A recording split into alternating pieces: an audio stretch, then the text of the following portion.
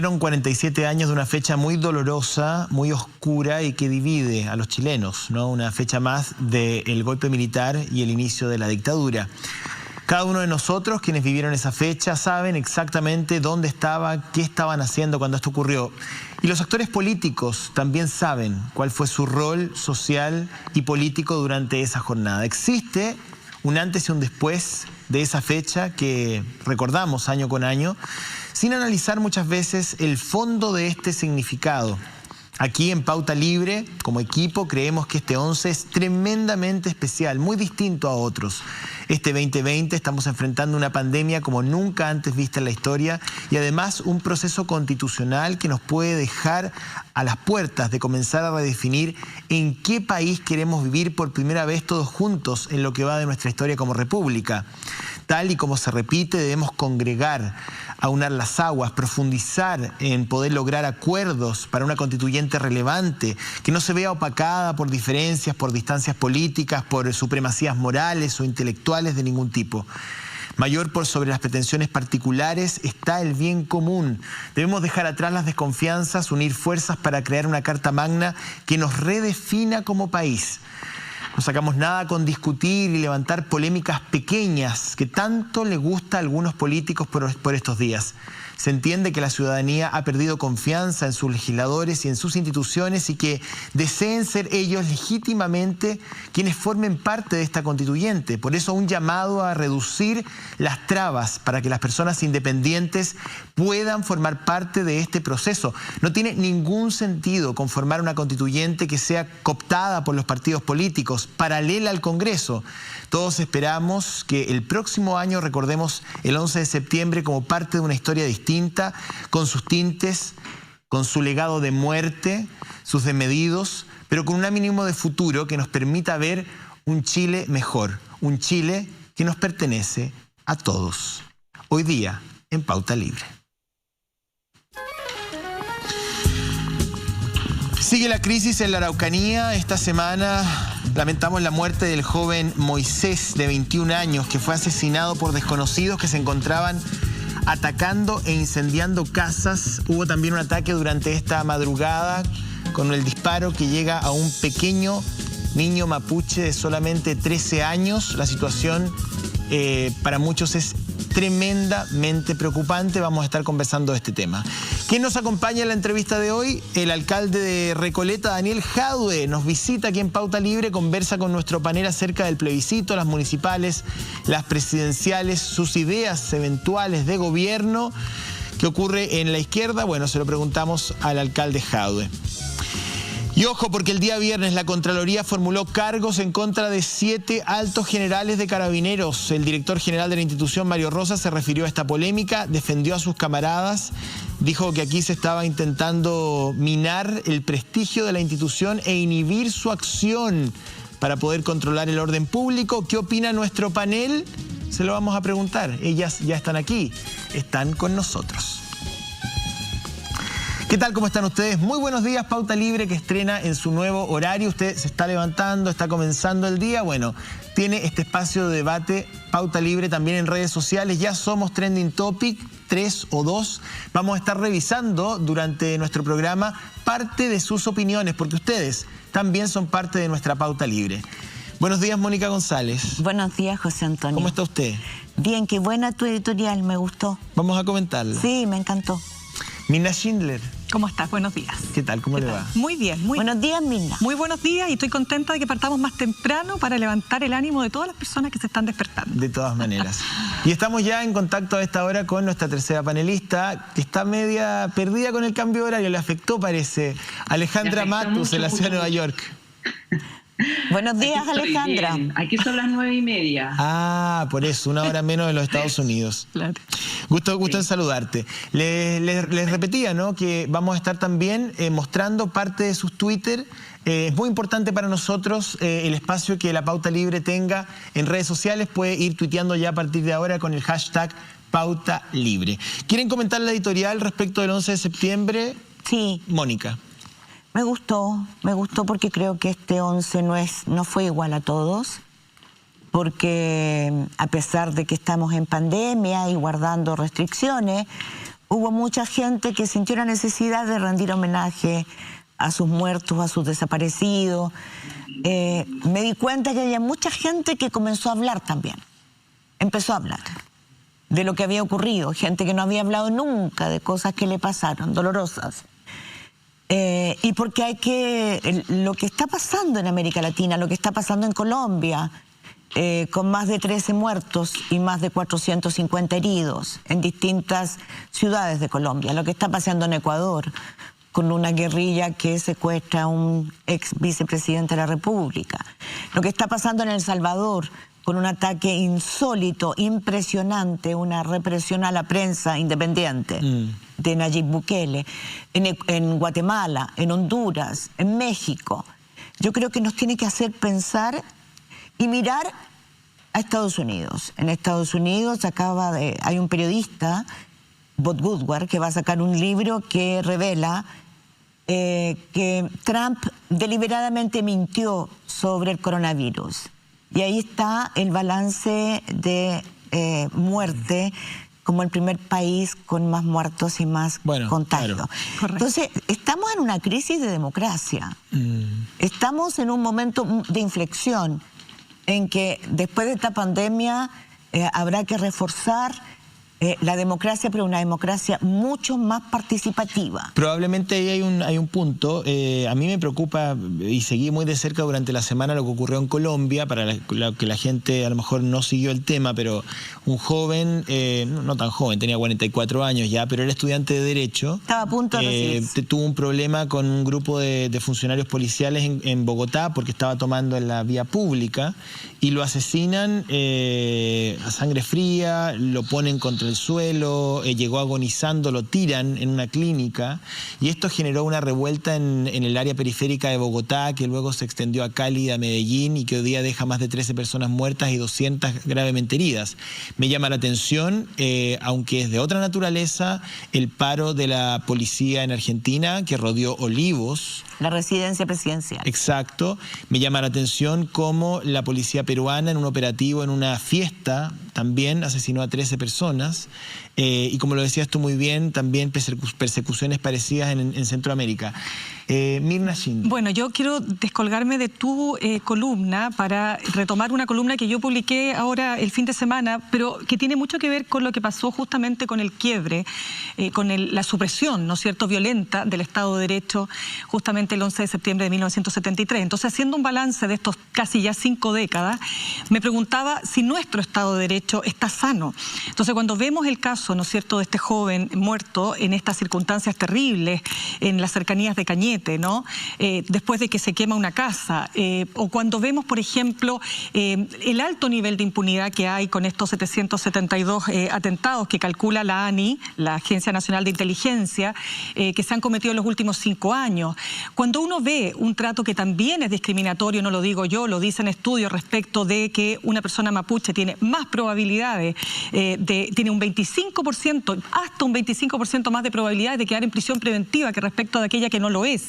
O cuando uno ve, por ejemplo, que hay una justicia para los pobres y una justicia para los ricos.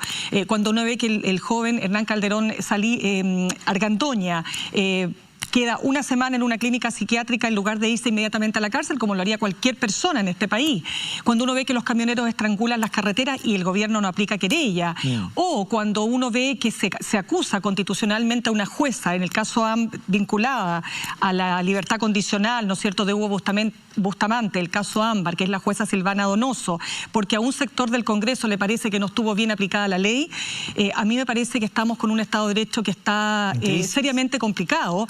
¿Y por qué digo esto? Porque cuando tú socavas el Estado de Derecho, tú rompes el contrato social. Y cuando rompes el contrato social, peligra la democracia. ¿Y qué fue lo que pasó en el 11 de septiembre de 1973? Se rompió la democracia. Frágil, lo que ustedes digan, estábamos en una crisis terrible, todo lo que ustedes digan, pero se quebró de manera cruenta, violenta y despiadadamente la democracia. Y por eso creo que es importante atender los errores del pasado para que no los cometamos nuevamente.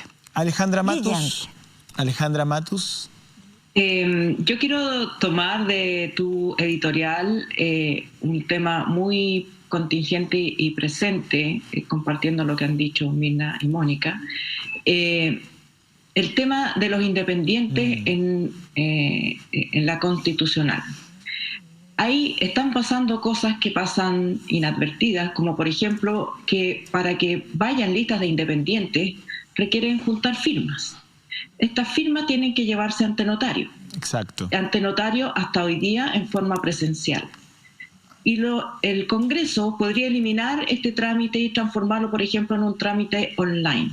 Pero ¿quieren los partidos? ¿Están dispuestos a hacerlo? Aparentemente no hay mucho entusiasmo de los actuales partidos políticos por facilitar la participación de los independientes. Y esa sería una manera de facilitar la participación, más allá de que tienen muchos más requisitos que los partidos políticos establecidos. Otro llamado al que me sumo es que los partidos políticos que no tienen estos requisitos usen, cualquiera sea la fórmula que se elija en el 25 de octubre, usen sus cupos para acoger al mundo social al que le deben la realización de este plebiscito. Sería muy triste ver en las candidaturas de los partidos políticos a los mismos carcamales que han estado participando en la política todos estos años. Creo que se honraría la política y podría subir incluso la aprobación o la mirada de la sociedad hacia los partidos políticos si tienen ese gesto de generosidad. A mí me parece, cortito, pero yo me quedé con el tema de los independientes, porque también es un tema que me preocupó durante la semana, con las exigencias de las firmas, que me parece absolutamente insensato en medio de una pandemia, con las exigencias del padrón del distrito, que es un 0.4%. Algunos incluso en algún momento querían proponer que se bajara el número de firmas al 0.2%.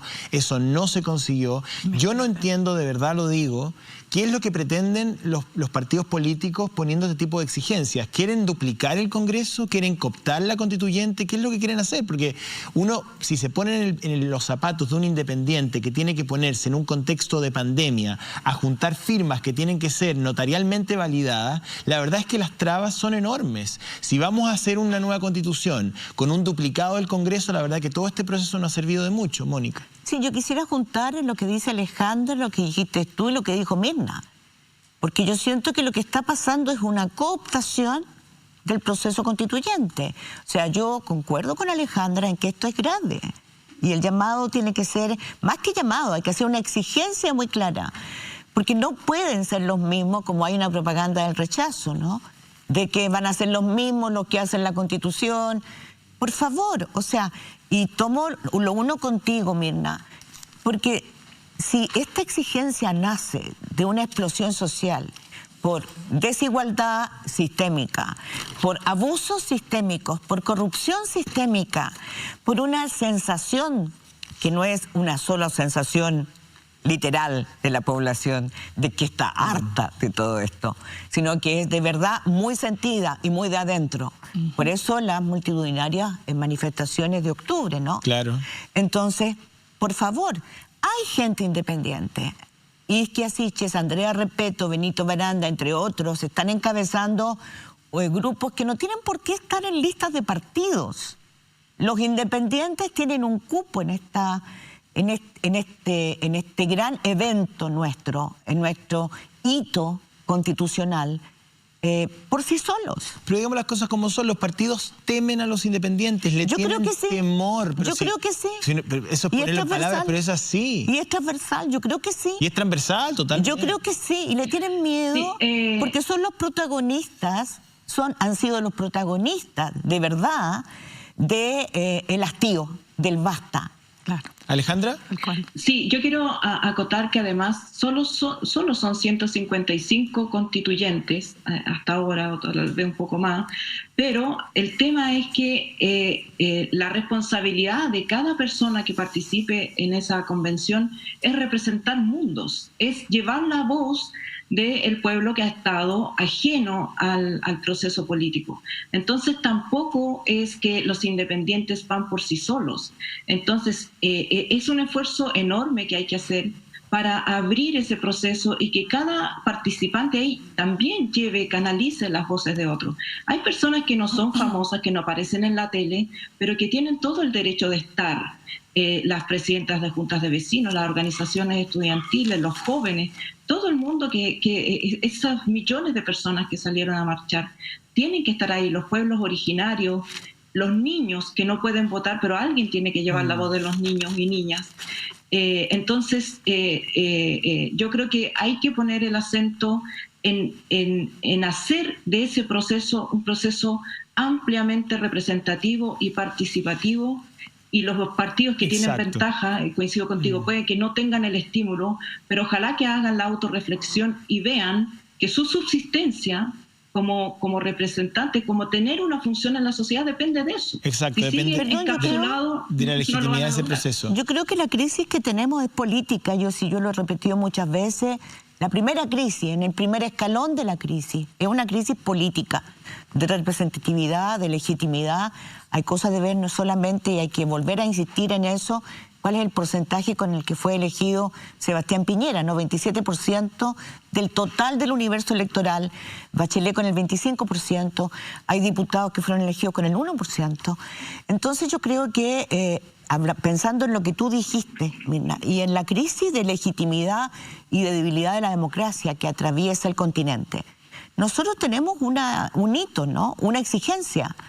Nosotros o le damos espacio a una democracia abierta, representativa, donde tengan voces los que se sienten abusados y desplazados, o lo que le estamos diciendo es que el único camino es el de la violencia. Lo que pasa es que o sea, a mí este punto me parece clave. Es que a mí me parece que el país ya tiene una madurez suficiente para experimentar una democracia plena.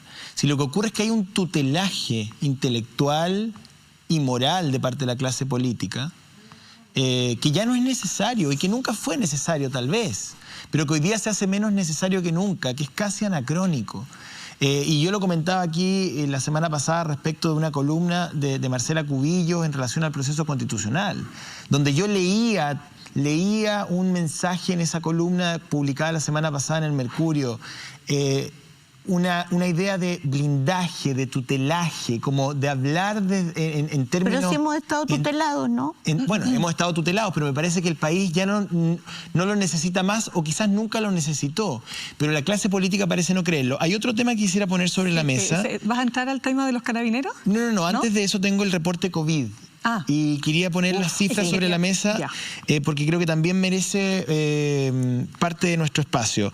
Los casos reportados son 2.135. Al día de hoy son los casos más altos desde el 8 de agosto. Sí, o ayer. Ayer, en realidad. Ayer, claro. Ayer. Hoy día no se ha salido. No, hoy día no ha salido aún. Al día de ayer, hoy el último reporte, ¿no? De caso activo diario, que es muy alto, era el más alto desde el 8 de agosto.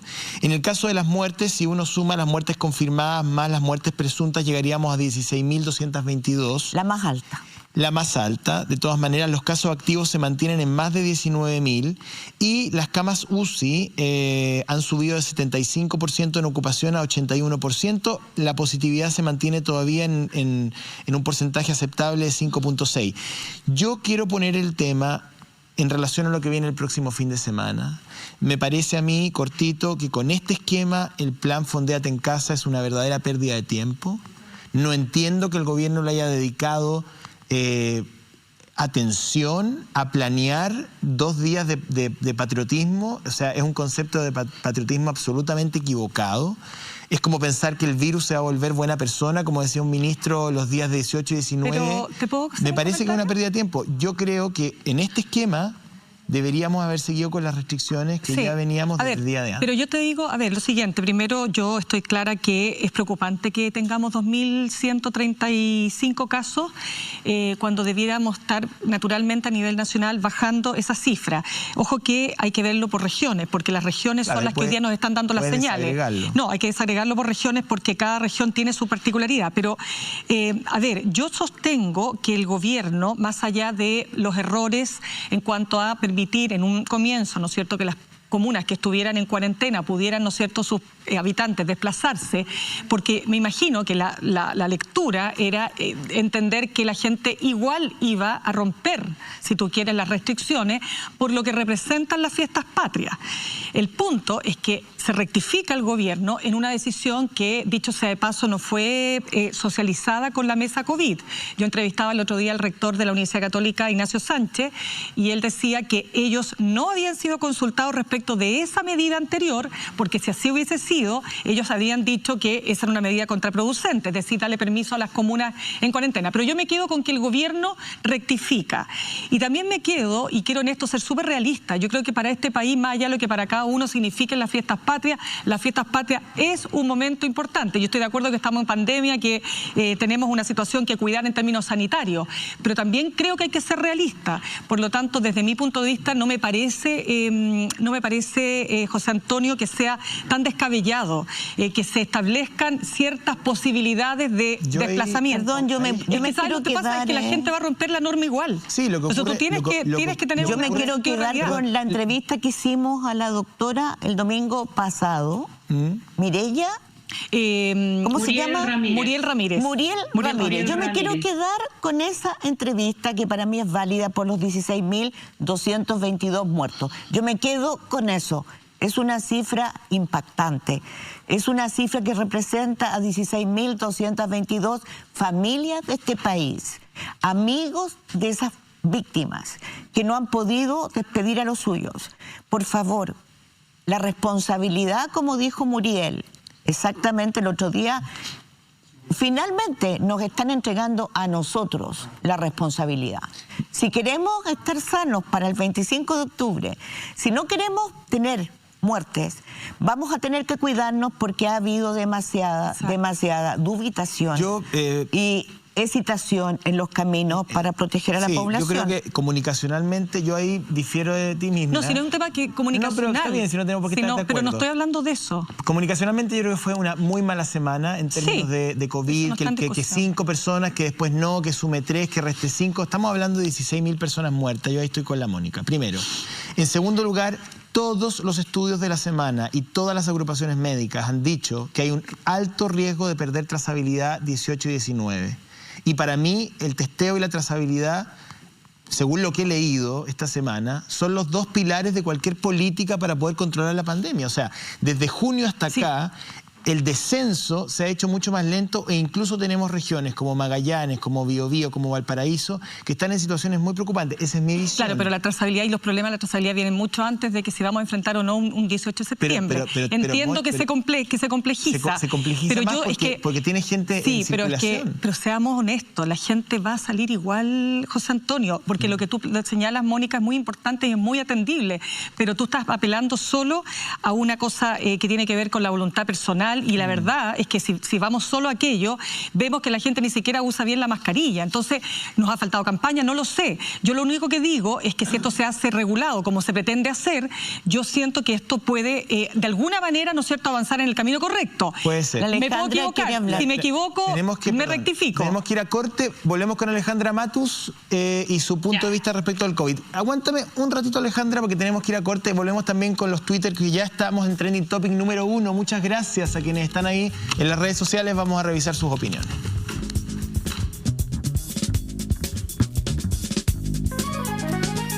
Trending Topic número 1 a esta hora, cuando son las 10 de la mañana con 56 minutos. Revisamos parte de sus opiniones porque ustedes también tienen pauta libre en la red. Me quedo con la mirada de Minna Schindler. Finalmente, el gobierno no lo está obligando a salir en estas fiestas patrias. Usted decide y asume el riesgo. No sea simio, dice Cristian. No, si yo lo único que digo es que hay que ser realista y sobre la base del realismo... Pero dejemos hablar a los tuiteros. Sí, no, sobre la base del realismo, hacer simplemente un buen diseño. Se equivocó, rectificó. Vamos que se puede. Dice, el gobierno nos tiene en el número 14 de muertes a nivel mundial y 6 por millón de habitantes. Ese es un dato que nos entrega ahí otro amigo que le arroba al Ministerio de Salud, que se niega a entregar correos de Contraloría de Chile y quieren que confiemos en ellos. COVID-19 Chile. Y David nos dice lo siguiente, que las personas no van a cumplir las medidas y que van a salir igual para el 18 es un supuesto. No vengan con la frase es que nos conocemos. No, no nos conocen. Es el rol del gobierno ser firmes y claros en que seguimos en pandemia y hay que cumplir las medidas. Hashtag Pauta Libre, nos dicen ahí parte de nuestros amigos. Muchísimas gracias por sus comentarios. Teníamos a Alejandra Matus en espera. Alejandra. Sí, cortito. Se entiende que a 6 meses de la pandemia la gente esté cansada, 6 meses de cuarentena on y off, pero los datos son los datos y la información que han dado los expertos son consistentes en que no se han tomado las medidas suficientes para permitir el desconfinamiento. Pero las cuarentenas en todas partes del mundo también se toman con medidas de resguardo a la salud mental y, por ejemplo, es mucho más saludable respecto a la pandemia juntarse en lugares abiertos con distancia social y se puede, con responsabilidad, participar en actividades en espacios abiertos. El mayor riesgo son los espacios cerrados, léase casas. Entonces, si usted va a hacer algo en la casa y está invitando a sus familiares y no van a usar mascarilla, es contagio seguro, porque basta una persona que esté contagiada y que sea asintomática para que el contagio se multiplique. Si se va a meter en el transporte público, si va a andar en metro, todos esos lugares son súper vehículos de contagio. Entonces, si está cansado de estar encerrado o encerrada, salga a dar una vuelta por la calle. Puede salir con los niños a dar una vuelta. Lo que no puede hacer es congregarse y amontonarse y apelotonarse. Esos son los espacios de mayores riesgos. Y estoy de acuerdo con que ahora la responsabilidad es de cada uno y de cada familia de cuidarse, porque el gobierno no ha dado el ancho de dar líneas claras ni tomar las medidas suficientes. Entonces, para bien o para mal, la responsabilidad recae en cada quien. Ahí hay dos miradas, ¿no? La que habíamos puesto aquí y la de Mirna, que tiene que ver con la sensatez. No, Mirna, pero si está bien perfecto, querida. Mira, con la sensatez es que no respecto entremos de a la discutir, fecha. por favor, entre nosotros. Yo creo que cada cual tenemos nuestra opinión, por cierto, y es sí. genial. Oye, que discrepemos. quería pasar al tema de la Araucanía, si les parece. Por supuesto. Sí, por favor. Han sido meses súper duros en la macrozona sur. Me refiero a la Araucanía mismo, parte de la región del Biobío, la parte centro-sur de la región del Biobío y la región de los ríos. Y el último evento de violencia muy crudo en Collipulli durante esta madrugada, que implica a un joven mapuche de 13 años que reciben también un tiro. Venimos lamentando la muerte lamentable de Moisés Orellana, un joven de 21 años, la pequeña Montserrat de 9 que recibe un disparo en la espalda. En fin, han sido semanas muy complejas. Estamos con nuestro invitado del día de hoy, el alcalde de Recoleta, don Daniel Jadue. Alcalde, muchas gracias. Muchas gracias a ustedes por la invitación. Esencial. Así que muchas gracias por venir. Pero lo tenemos bien distanciado. Lo tenemos bien distanciado. Pero queremos en este momento tomar contacto. ¿Distancia social o física? Física, pues. Física solamente. Solo física. Bueno. Esperamos. Quería tomar contacto a esta hora, cambiando un poco el ánimo. Con Sergio Vidal, ¿está allá con nosotros, Sergio? Hola, sí, estoy acá. Sergio. ¿Me escuchan? Sí, Sergio. Para quienes no te conocen, te queremos primero agradecer esta entrevista. Tú, entiendo, eres primo de Moisés. Sí, así es. Yo soy primo de Moisés y estoy aquí en representación de toda la familia. Toda la familia. Habrá que decir quién es Moisés con más detalle, ¿no es cierto? Moisés Orellana, 21 años, estaba junto a unos amigos en un camino, entiendo, cerca de Cañete. Se queman unas cabañas, este grupo de personas escapa y en el cruce le disparan en una situación que todavía no está del todo clara. Podemos aquí tener algunas ideas, algunas hipótesis, a lo mejor ustedes manejan más información, y él termina falleciendo de una manera brutal, y fue despedido durante esta semana, una nueva víctima de la violencia en la macrozona sur del país.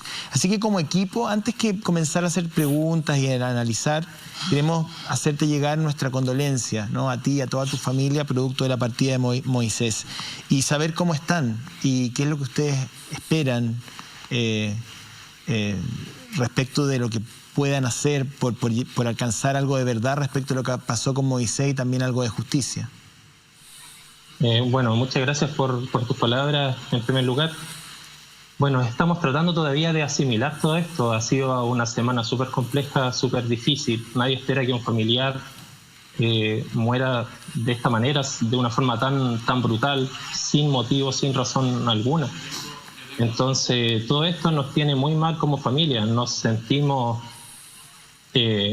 también en cierta parte desamparados. Nosotros sentimos que no hemos tenido apoyo ni ayuda de nadie. No tenemos en este momento nada concreto. O sea, hasta ahora, por ejemplo, solamente palabras de autoridades comunales, pero nada concreto. O sea, por ejemplo, del gobierno nosotros no hemos sabido nada.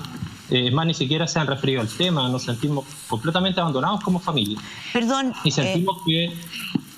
Quisiera hacerte una consulta, por favor, uniéndome a las condolencias y al apoyo que desde aquí todo el equipo de Pauta Libre te entrega a ti y a tu familia. ¿Podríamos reconstituir, por favor? Yo sé que es doloroso, pero lo que la gente se pregunta es ¿qué razón hubo? ¿Hay algún indicio para que tu primo fuera, que estaba con otros 2 jóvenes en un camino, no haciéndole daño a nadie, fuera asesinado tan brutalmente?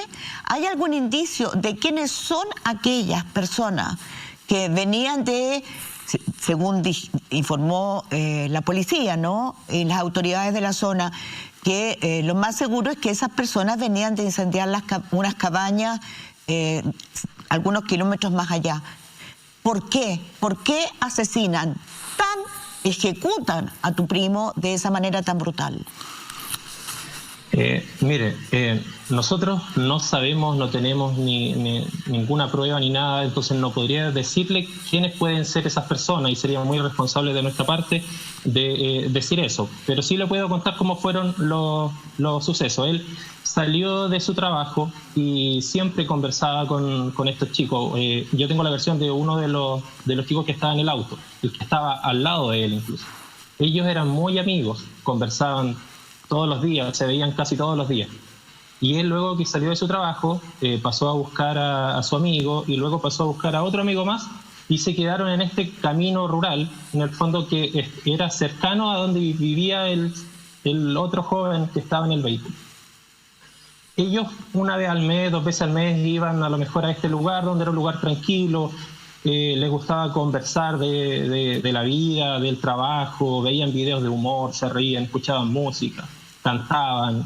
Y en ese momento los 2 amigos de Moisés se encontraban bebiendo una cerveza, estaban compartiendo. Moisés no tomaba porque Moisés no estaba tomando porque él no bebía. Y él era muy responsable con su trabajo, él al otro día tenía que ir a trabajar. Entraba a las 8 de la mañana a trabajar. Entonces, ellos, mientras llevaban alrededor de 20 minutos en ese lugar, cuando por los espejos retrovisores vieron que se acercaban unas luces de un vehículo. Uh-huh. Entonces ellos no se preocuparon porque en ese camino viven personas en ese sector. Entonces cuando habían ido antes, pasaban los vehículos de los vecinos y dijeron, mira, son los vecinos. Son residentes. Entonces, claro, son residentes de ahí. Entonces pasó un vehículo y pasó el otro atrás y se detuvieron alrededor de 10 a 15 metros adelante de ellos. Uh-huh. Entonces se bajaron rápidamente de 4 a 5 personas del primer vehículo y del segundo vehículo también se bajó una cantidad similar de personas y ellos vieron que se bajaron de manera muy rápida con chaleco antibalas, cara cubierta, armas y los apuntaron de frente, apuntando hacia el parabrisas. Entonces cuando ellos vieron este movimiento rápido dijeron, jodimos, es el toque de queda, vamos a meternos en problemas, ¿qué hacemos? Se asustaron por eso, pensaron que eran, no sé, que eran carabineros o que eran personas que lo iban a controlar. Yeah. Eso es lo que ellos pensaron en ese momento. Entonces, las personas que estaban frente a ellos comenzaron a gritar, así como, váyanse de aquí, váyanse de aquí. Y ellos lo único que hicieron fue levantar las manos y le dijeron, sí, nos vamos. Mi primo toma las llaves del vehículo, hace andar el vehículo, y ellos siempre concentraron a las personas que estaban adelante. Y de repente sienten solamente un disparo. La persona que está al lado me dice que él sintió un calor en la cara y que lo único que atinó a hacer fue a taparse la cabeza. Entonces... Sí. Sergio, ¿qué tal? Sí, dígame. Mira, bueno, lo primero decirte, tengo un hijo de 22 años, hombre. Así que me pongo en el lugar de la madre de Moisés, no quiero pensar ni por un segundo lo que es perder un hijo y perderlo en esas circunstancias. Dicho esto, quisiera preguntarte primero, ¿cómo está la madre? ¿Qué esperan ustedes que pase aquí en términos de justicia, ¿no? Querellas, mediante, tú dices que no ha llegado el gobierno regional, no ha habido pronunciamiento, quiero saber de la Fiscalía, sí, no, es decir, me gustaría que me contaras qué está pasando en ese sentido y qué pasa con los otros actualmente, ¿no es cierto?, con las otras personas que acompañaban a tu primo esa noche. Perdón, antes que conteste Sergio, para que elabore la respuesta, quería... Sí, por favor, que termine el relato. Sí, quería saber qué pasó. Y también una reflexión, digamos, porque estamos compartiendo acá con el alcalde Jadwe, que me parece que es tremendamente potente lo que estamos escuchando. A ver, lo primero, solidarizar y empatizar con el dolor de la familia. Yo, igual que Mirna, tengo una hija de 20 años y no me podría imaginar lo que sería para mí que algo le pasara, ¿no? Lo segundo es que me llama la atención que, a pesar de que Sergio plantea que no han recibido ningún llamado del gobierno, nada, que nadie se ha acercado, el gobierno ya haya salido con una versión. Y con una versión que liga dos hechos que no sé si hay una investigación seria para poder ligarlos. Yo creo que aquí hay que ser muy prudentes en la zona y hay que ser muy cautos, porque esta es una zona en donde han habido no uno, sino que varios montajes, en donde efectivamente los juicios se han caído y las investigaciones se han caído. Entonces, solo hacer un llamado de atención, porque condeno la violencia venga de donde venga y condeno tanto el incendio como esto, pero yo le pido sobre todo al gobierno un poco más de responsabilidad, y lo quiero ligar con algo que pasó anoche en Recoleta. Pero yo creo que después, porque me gustaría que siguiéramos con el relato de Sergio. Anoche un auto sin patente empezó a atropellar gente en Recoleta. ¿En qué sector? Y la verdad que muy cerca de ahí, en una manifestación cerca de Zapadores. Y muy cerca de ahí estaban carabineros. A mí me llamó profundamente la atención. ¿No? Entonces digo yo, mira, porque aquí me llama la atención algo que ha dicho Sergio. Pensaron que los venían a fiscalizar por el toque de queda.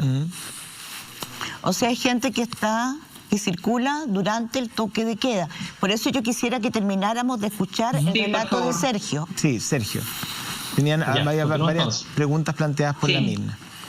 Sí, voy a responderlas todas, pero en ese momento que escucharon el disparo, los jóvenes solamente se taparon la cabeza.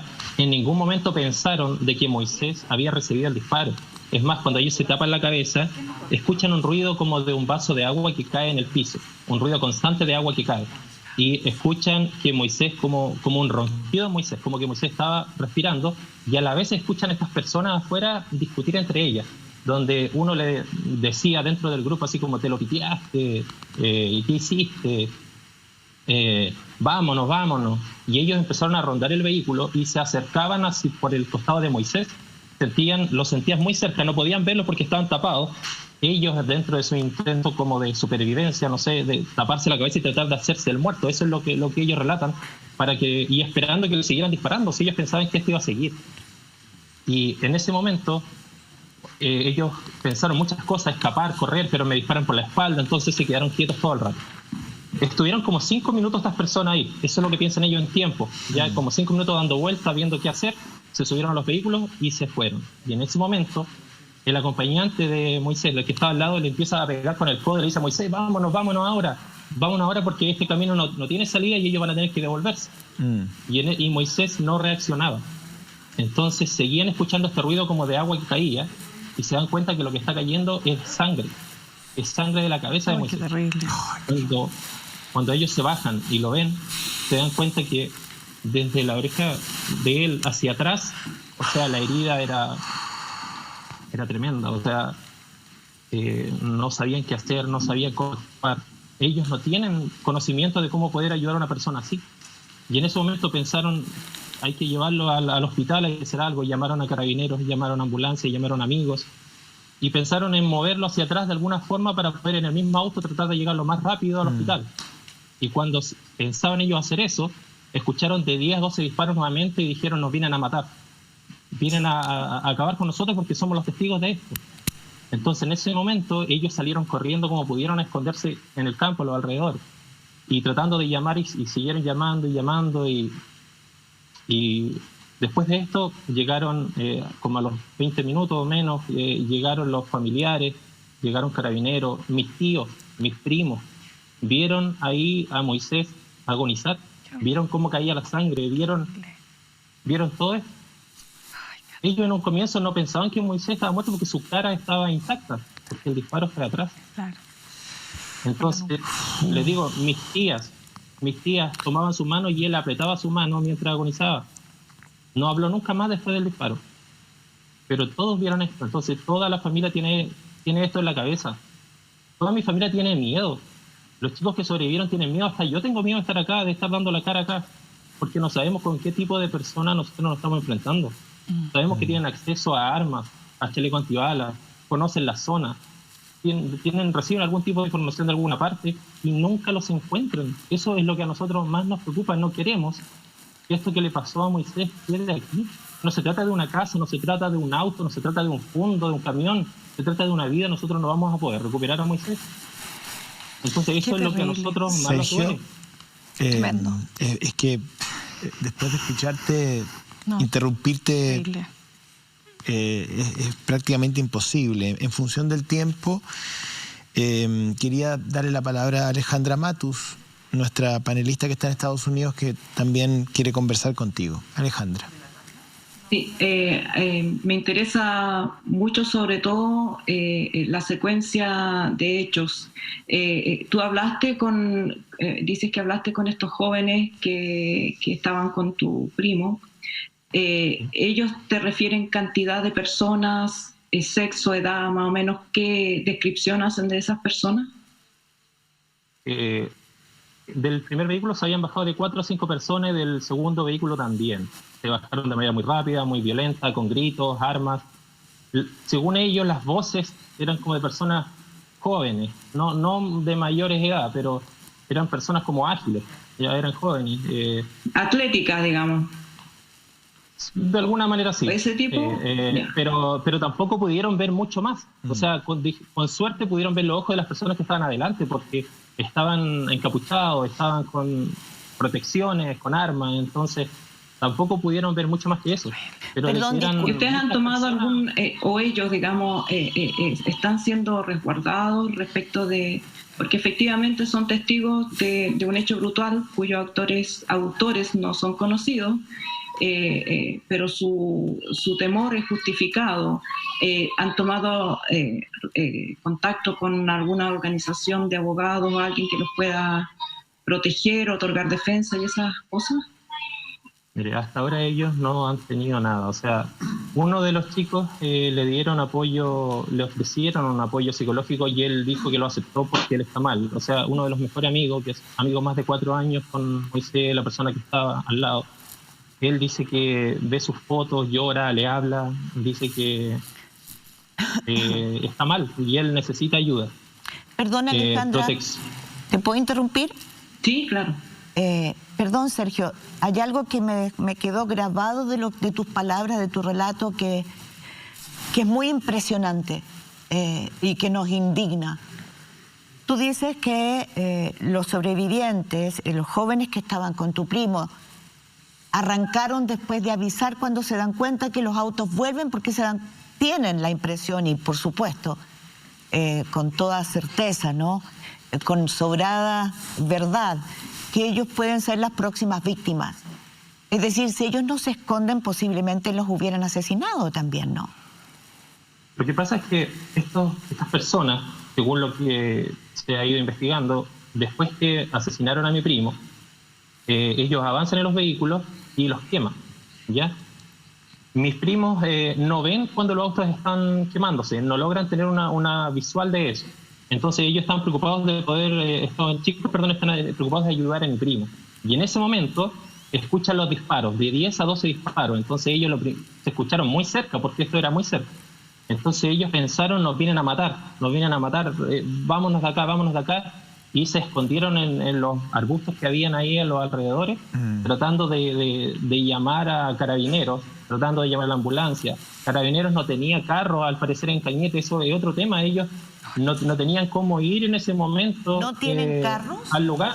No tienen carros carabineros. Y las pesquisas. Y el alcalde me parece que el alcalde de la comuna incluso lo dijo en las noticias, que ellos no tienen como recursos, no tienen carros como para asistir. Y las pesquisas, Sergio, ¿ha habido quiero hacer una última pregunta que es importante, un pequeño detalle. ¿Tienes alguna referencia de qué tipo de armamento estaban usando? Si eran pistolas, armas más grandes, escopetas. Cuando se bajaron de los vehículos y los apuntaron de frente, ya de frente al parabrisas, me dijo la persona que ellos no pudieron sacar la vista en el fondo de la persona que está adelante, y él tenía una escopeta y lo apuntaba con una escopeta.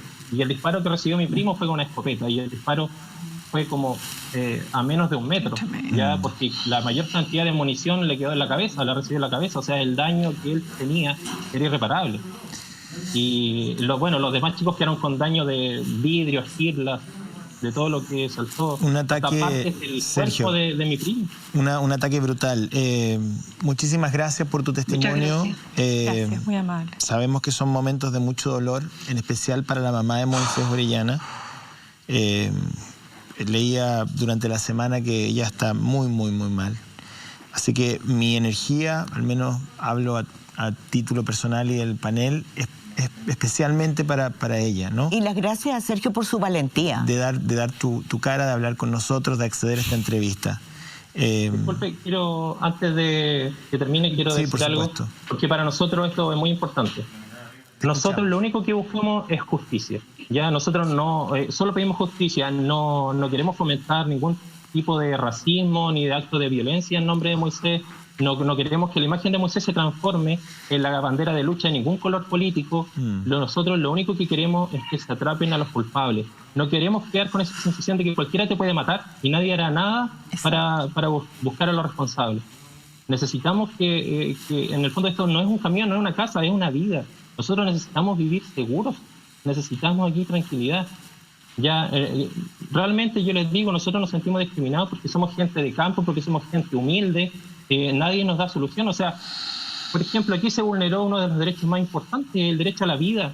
Yo no he visto, por lo menos los derechos humanos no se han comunicado con nosotros, y en otros casos mediáticos sí. Entonces eso a mí me preocupa. Y lo último, por favor, antes que termine. Sergio, sí. Cuando fueron a hacer el peritaje del vehículo, esto es algo que a mí me preocupa, porque nosotros como familia necesitamos que se haga bien y que se utilicen todos los recursos que se encuentran, que se tienen. Cuando se hizo el peritaje del vehículo, fueron en la noche con los 2 chicos después de prestar la declaración. No se pudo hacer el peritaje en la noche porque supuestamente no había luz. No se cercó el vehículo quedó abandonado ahí. Podían haber vuelto a estas personas y haberlo quemado y haber perdido todas las pruebas.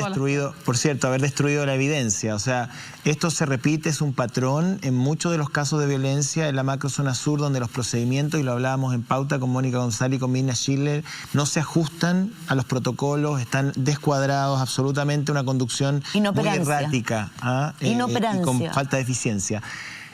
Muchas gracias, Sergio, de nuevo, y un gran abrazo a la distancia. Gracias, Sergio. Sí, quiero darle las gracias a ustedes, por favor, gracias a la Pauta Libre, a la red, que es el único canal de cadena nacional que se ha interesado en lo que a nosotros nos está pasando y al asesinato de Moisés. Que por favor a todas las personas nos sigan en las redes sociales, nos den su apoyo, que es Justicia para Moisés Orellana. Y mañana lunes va a haber una marcha en Cañete, a las 11 de la mañana desde Plaza Caupolicán. Por favor, todas las personas que lleven sus carteles y sus mascarillas, por favor, que hay que seguir cuidándose también de esto que estamos viviendo como país. Gracias, Sergio. Gracias, muy amable, gracias. Muchas gracias, Sergio. Bien, difícil. Pero mira el tema que yo quisiera también comentar con el alcalde, la impunidad, porque lo que pasa, alcalde, es que finalmente, más allá de si aquí puede haber montaje o puede efectivamente, y eso lo tendrá que demostrar la justicia, la acción de encapuchados que previamente habían quemado casas, ¿no? Pero lo que sería el denominador común de todos estos casos, alcalde, es la impunidad. Y esa impunidad lesiona lo que hablábamos más temprano, el Estado de Derecho. ¿Cómo lo ve usted? A ver, primero me quedo con muchas más dudas después de escuchar el relato, ¿no? Porque efectivamente no en todas partes está la misma impunidad. ¿no? Si esto hubiese pasado en una comuna distinta, en una comuna de la capital, aquí se habría movilizado un verdadero centenar de personas buscando por todos lados. Es una comuna pudiente. No solo una comuna pudiente, no, también una comuna, pero de la zona central. Ya. Entonces aquí yo creo que hay efectivamente un problema, yo no sé si es operativo, porque a mí me llama la atención la inacción de Carabineros, sobre todo porque además que muchas veces se ha dicho que hay una zona que está, entre comillas, militarizada. Inacción, a eso me iba a referir, alcalde, Sí, claro. porque no es inacción. O sea, estamos hablando de una zona que en los últimos meses, y que viene desde mucho tiempo, con asesinatos impunes, como dice Mirna, con una violencia que no deja vivir tranquilo a ningún sector de esa comuna. No, o sea, de esas comunas, de esa región. De esa zona. Yo, Mónica, hablo de inacción porque, por ejemplo, en el procedimiento me llama la atención que hayan dejado el auto hasta el otro día. O sea, esa es una decisión. Pudiendo adulterar evidencia al interior del auto, digamos. Pero esa es una decisión de una línea de mando. Y eso es una decisión que en ninguna parte de Chile nadie puede sustentar. O sea, aquí efectivamente yo además voy a ligar con otro tema. Saludo al Contralor. Saludo al Contralor porque esto de fiscalizar y perseguir, algo que a nosotros nos persiguen a cada rato, que es la supervigilancia en los cargos de jefaturas de servicio. Usted habla de los sumarios a los altos cargos de Carabineros en el marco del... Entonces, la pregunta es, ¿cuántos sumarios tenemos en Carabineros para perseguir estas faltas de protocolo? ¿Cuántos sumarios tenemos Pero para...? es la PDI en este caso, entiendo que es la PDI en este caso la que está investigando. En cualquiera de ambas. Sí, no, pero para dejarlo claro. Sí, claro. En cualquiera de ambas instituciones yo digo, cuando esto pasa y hay un protocolo que llama la atención al menos, ¿no? Que se deje una zona de un hecho tan lamentable y tan rechazable, pero además tan grave desde el punto de vista de la seguridad. Pero aquí tenemos otro problema, alcalde, porque está bien, PDI, Carabinero, el tema es otro. El tema es que después de tanto tiempo no sabemos quiénes realmente en esa región tienen acceso a armas, a chalecos antibalas, a municiones de alto calibre. O sea, estamos hablando, en los últimos días hemos sabido que han detenido a un grupo de civiles que tenía un verdadero arsenal en su casa y que se dedicaba a traficar armas. No sabemos sus redes. Pero no sabemos de dónde las sacaban. Además yo recuerdo una noticia hace algún tiempo, que ustedes la van a recordar, de cuántas armas se habían perdido desde las instituciones de Carabineros. Bueno, el tráfico de armas de las instituciones hacia el grupo... y que no estaban denunciadas y que no había sumario interno y que no había... O sea, porque a un carabinero o a un oficial que se le roba su arma, yo me imagino que eso tendrá una investigación y habrán responsabilidad. Entonces aquí efectivamente tenemos... Yo trato de no incurrir en especulación porque no hay información.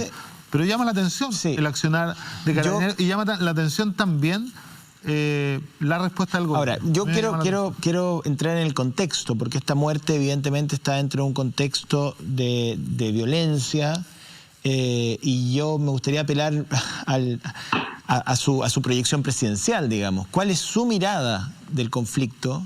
De solución. ¿Cuáles son sus soluciones, no?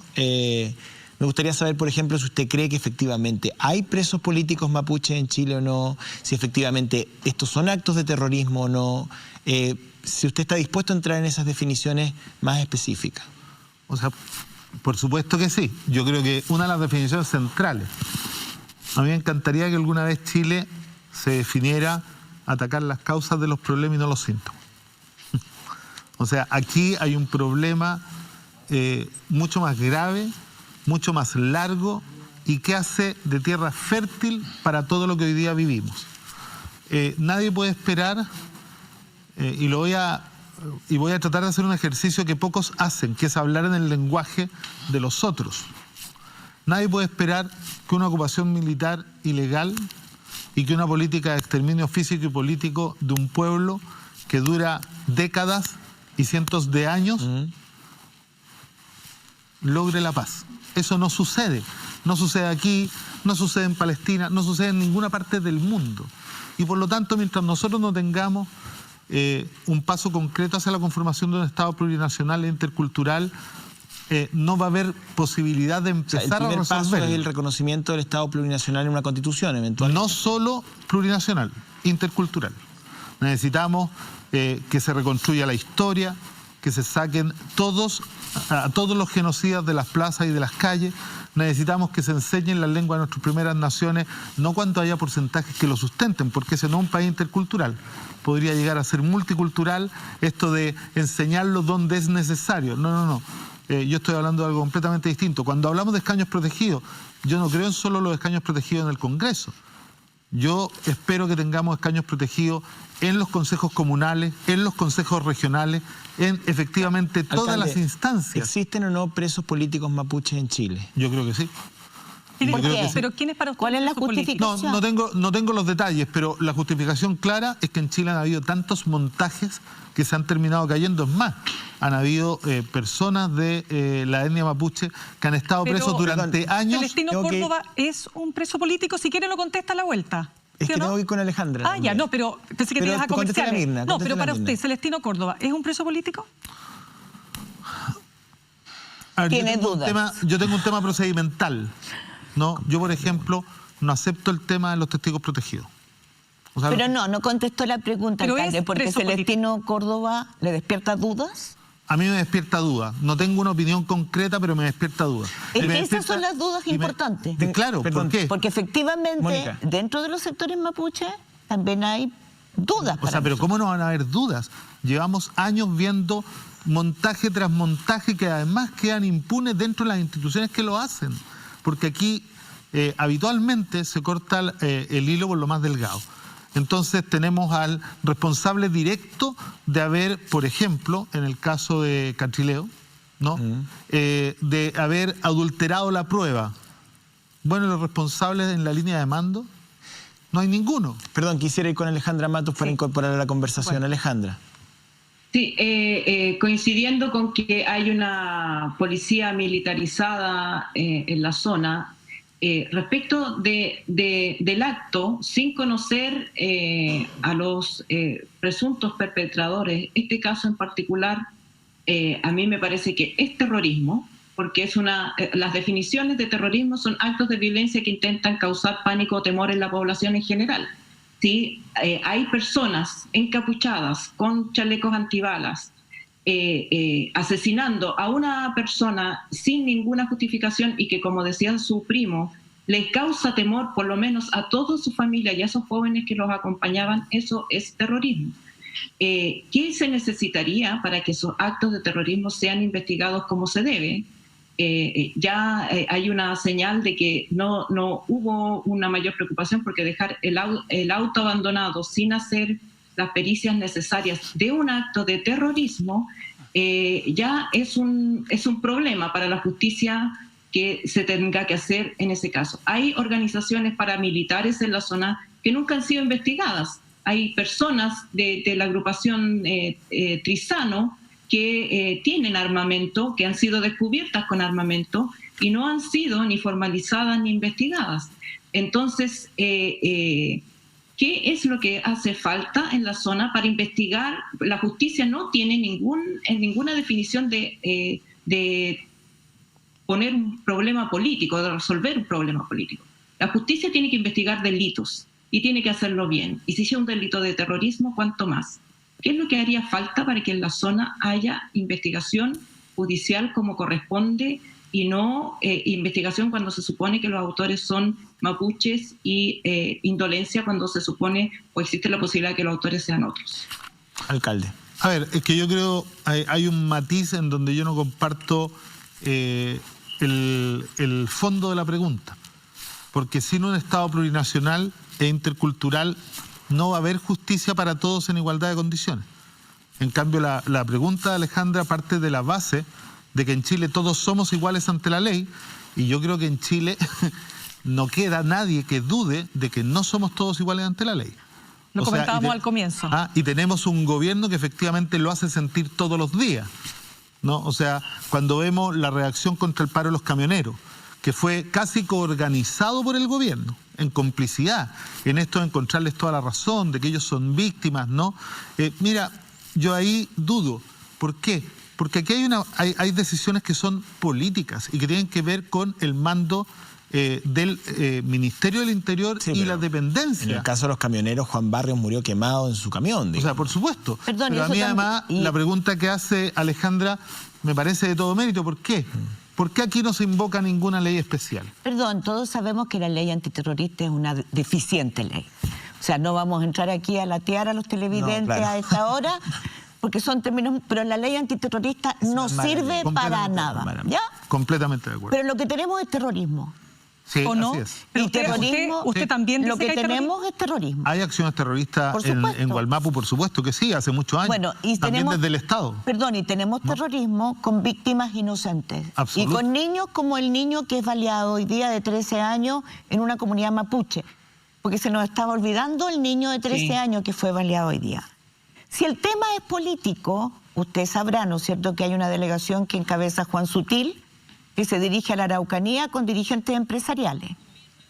O sea, el tema es político y hay un déficit político porque los políticos no se ocupan. Si la ley antiterrorista no sirve, si los protocolos de carabineros y de investigaciones y todas las labores de inteligencia no han servido para nada, porque lo que sigue es asesinatos, actos terroristas, víctimas inocentes, impunidad.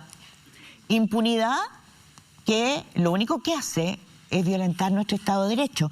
Yo hoy día veo en el Mercurio una entrevista a Juan Guillermo Agüero, CEO de BTG Pactual Chile, uno de los principales grupos de inversiones en Chile.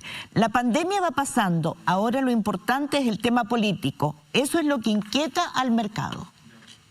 Es decir, si nosotros leemos esta entrevista y vemos varias entrevistas que aparecen el día domingo y vemos lo que esta delegación que encabeza Juan Sutil a la Araucanía, hay un déficit político. Los políticos no se han ocupado de resolver el tema político que hay en la Araucanía. A ver, pero del sistema político no están ajenos los empresarios.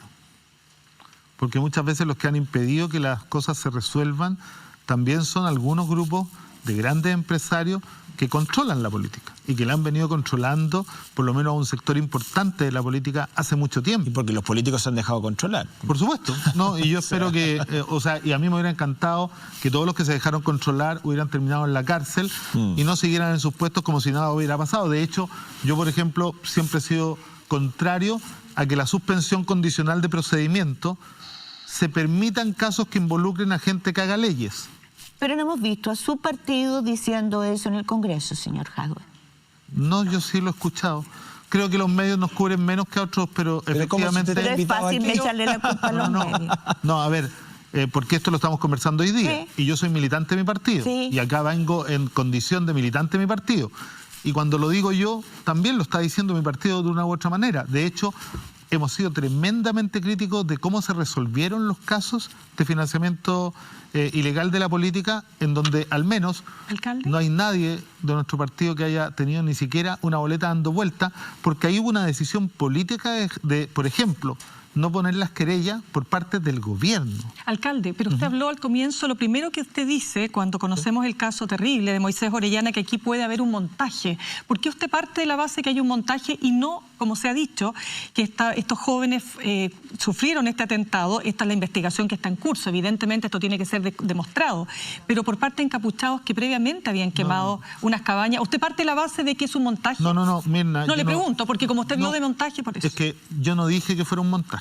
Yo le ruego que después veamos... No, es que lo planteó, lo que yo dije, la palabra montaje. No, lo que yo dije es que me pareció tremendamente irresponsable del gobierno salir a ligar dos hechos sin que todavía no esté la investigación y que haya salido a decir que los mismos que habían hecho este acto de terrorismo fueron los que incendiaron las casas cuando además dejaron efectivamente el lugar de los hechos sin hacer los protocolos para reacción. Entonces, esto en esta zona, dije yo, en donde hemos estado acostumbrados a reiterados montajes por parte de policías y de los gobiernos, ¿no? Y en donde además siempre han quedado impunes, es demasiado delicado. Pero usted tiene claro que hay muchos otros actos que no son montaje y usted mismo acaba de decir que hay una radicalización. Por supuesto. Y esos grupos radicales, ¿cómo los enfrentaría usted si fuera Con gobierno? diálogo. De acuerdo, usted los sienta a todos a conversar. Pero por supuesto. No, por eso le pregunto, pero ojo, o sea, creo que la experiencia de Colombia nos entrega una vía de solución en donde, más allá de los conflictos que ha tenido, Exacto. para mí es la única. Sin diálogo. ¿Pero usted cree que no se hay puede ninguna. conversar con un grupo muy radicalizado que es capaz de cometer actos terribles como los que hemos conocido? Yo creo que se puede conversar con todo el mundo. Perfecto. Es más, ¿sabe qué? Nosotros llevamos años conversando con los que protagonizaron el golpe de Estado, la dictadura y todos los asesinatos. ¿Pero usted cree que ellos están interesados en sentarse a conversar en una mesa? Yo creo que todos están interesados en dialogar siempre y cuando haya voluntad de diálogo, porque si no, yo podría preguntar lo mismo, ¿por qué nosotros tendríamos que sentarnos a dialogar todos los días con un ministro, por ejemplo, que ha hecho un tremendo retroceso respecto del 11 de septiembre diciendo que es opinable? Pero, alcalde, el gobierno Bachelet tuvo la oportunidad también de generar canales de diálogo. Ustedes fueron parte de ese gobierno y la verdad es que no hubo avances sustantivos en materia de reparación en la Araucanía. Es más, y lo reconocemos, y nosotros pedimos incluso la salida del general director cuando hubo el montaje como partido. Porque una cosa es ser parte del gobierno, pero también tenemos independencia como partido. Quería ir con Alejandra Matus para que cerremos ya el tema de la Araucanía. Hay varios otros temas que conversar con el alcalde Jau el día de hoy. Alejandra. Sí, yo solamente quería entregar la información de que respecto de la quema de cabañas tampoco hay una investigación y son las propias víctimas quienes han dicho que los autores eran paramilitares y no mapuches. Entonces, el tema es que no hay en este momento ninguna investigación que dé confianza a las víctimas y a la sociedad entera respecto de su actuar. O sea, la justicia no opera ajena a las presiones políticas y a los prejuicios que existen respecto de los posibles autores. Sumar un dato, solo un dato, no estoy haciendo ningún intento de relacionar hechos. Pero, ¿se acuerdan del robo de camión en donde había 11 miembros de las fuerzas de orden y seguridad involucrados hace 2 semanas? Sí, claro. Sí, claro. Bueno, o sea, aquí hay un tema porque en la zona también hay robo de madera. Sí, claro. Y déjenme decirles hay que tráfico de madera ahí. Esconder un camión con 200 toneladas de madera se necesita un dispositivo logístico bastante mayor. Uno no se lo lleva para la casa, digamos. Entonces, efectivamente, aquí hay una serie de hechos que llaman profundamente la atención y que hablan del fracaso del Estado, ¿no? En garantizar el orden público y el derecho a la vida en la zona. Así es. Porque evidentemente yo no quisiera dejo de duda, lo que estamos diciendo es que hay un mal trabajo de inteligencia, mal trabajo policial y que hay grupos armados de signos distintos de los que no sabemos. Ni quienes les entregan las armas. Acabamos de descubrir un cargamento de armas que se hacía desde Estados Unidos en total impunidad. Es decir, en Chile hay tráfico de armas, que es un negocio que no solamente utilizan los narcos. Entonces yo diría, ojo, estamos hablando de una región en donde urge un trabajo de inteligencia y una intervención policial que garantice el derecho a la vida. Teniendo un departamento de inteligencia que garantice el derecho a la vida, porque lo que está ocurriendo... desmantelado, Mónica, luego del caso Catrillanca. Bueno, pero el caso Catrillanca ocurrió una cosa es la inteligencia judicial y otra cosa es la inteligencia política. Quería pasar a otros temas porque se nos va a ir el tiempo. Están todos los temas súper interesantes. Tema constitucional, alcalde Jadwe. Yo me gustaría ir directamente, hoy día aparece en el diario una carta que el presidente Piñera envió a su gabinete, donde el presidente entrega 10 puntos que deberían estar eventualmente en una nueva constitución. Yo me pregunto por qué el presidente, si él dice que no va a mostrar abiertamente cuál es su posición respecto al plebiscito, manda esta carta, porque si yo leo esa carta, asumo que el presidente está por el apruebo. Por algo él pone 10 puntos que deben estar. Dentro de esos puntos está el derecho a la propiedad, que tanto preocupa a amplios sectores de la centroderecha respecto del trabajo que se haga en derechos fundamentales y específicamente el derecho a la propiedad. ¿Cómo entiende usted el derecho a la propiedad? Específicamente, ¿cómo debería desde su punto de vista ser abordado el derecho a la propiedad en una nueva constitución? Como un derecho fundamental, pero que debe estar subordinado al interés común y al bien común en el país. O sea, si usted me pregunta, por ejemplo, si alguien por ser dueño de una concesión acuícola en la isla de Chiloé, tiene derecho a matar todo el bioma marino y a descapitalizar a la isla porque él es dueño de la concesión, yo le digo, no, ¿sabe qué? La propiedad privada no es más importante que el bien común. Si usted me dice que por ser dueño de los derechos de agua puede dejar que la desertificación avance y a muchas ciudades y pueblos que son agrícolas, ¿no? Sin agua, para que usted pueda tener una garantía ante un banco, una garantía hipotecaria, que es el derecho de agua, para que le presten un crédito, y le digo, ¿sabe qué? No. La propiedad privada es fundamental y hay que respetarla siempre y cuando ésta no vaya directamente en contra. A ver, pero por ejemplo, hoy día en Chile la minería privada representa, busqué el dato, Mónica, casi el 68% de todas las operaciones mineras del país, descontando el tercio de Codelco. ¿Usted tomaría algún tipo de acción respecto a la minería privada en Chile? De respetar, incluso mira qué contradicción aquí, de respetar lo que dice la Constitución actual, que Chile sea dueño de los minerales. ¿Pero usted expropiaría entonces? No, pero nacionalizaría. Es más, yo no tengo problema en que pueda nacionalización total. Sociedad. Sí, mira, a mí ahí me gustó mucho y he estado investigando la nacionalización de los hidrocarburos en Bolivia. Todos decían lo mismo que acá, los grandes empresarios. Si se nacionalizan los hidrocarburos, se van a ir todas las empresas. Es que habría que hacer una explicación de lo que es la diferencia entre nacionalizar y expropiar. Porque lo que hizo Salvador Allende, cuando nacionalizó el cobre, no es lo mismo que usted está diciendo ahora. No, está bien. Yo creo que son tiempos distintos. Bueno, pero sí, efectivamente, bueno, por ejemplo, se tomó una decisión. No, el Estado aumentó en 9 veces la recaudación proveniente de la actividad. Y mira qué desayuno, no se fue ninguna empresa de Bolivia. Y es más... ¿Pero cuál sería su plan de nacionalización en concreto? ¿Cómo lo haría? No, yo todavía no tengo un plan. Yo le recuerdo una cosa. Soy alcalde, me va a decir. Soy alcalde y soy candidato a la reelección en Recoleta. No, esto es un proceso que además tiene que elaborarse cuando haya una precandidatura oficial y una candidatura, porque yo... Pero su programa va a tener la renacionalización. Usted me pregunta por mi opinión personal, no por el programa. Exacto. Yo soy partidario de una nacionalización, Mónica. que efectivamente los recursos de los chilenos se ocupen para un proyecto nacional de desarrollo. A mí me parece absurdo que después de tantos años con este modelo no haya un encadenamiento productivo que le haya sacado mucho más provecho ni al cobre ni al litio. Le pregunto por educación. Ya, Mónica. Laureate, el holding Laureate de Educación acaba de anunciar que se va después de que en agosto, a principios de agosto, había dicho que tenía un déficit de 418 millones de dólares. Laureate es dueño de la Universidad Andrés Bello, que es la mayor del país, y le acaba de vender el Instituto AIEP a la Universidad Andrés Bello. Y se dice así, sin problema, ¿no?, que se vendió en 215 millones de dólares. O sea, todo lo que nos dijeron de que no era negocio, es verdad, era un negocio, tal como lo investigó CIPER en su oportunidad, hace ya varios años, y lo mostró, y las investigaciones del Mineduc no arrojaron nada, a pesar de que arrojaron todo esto, pero las presiones políticas hicieron que no pasara nada. Laureate entonces le entrega todo a una fundación sin fines de lucro. Si usted fuera presidente, ¿qué haría? A ver, yo primero... Pensando en el derecho a la propiedad que le preguntó José Antonio. No dudo, nadie está pensando hoy día en eliminar la provisión privada de educación en ninguna parte.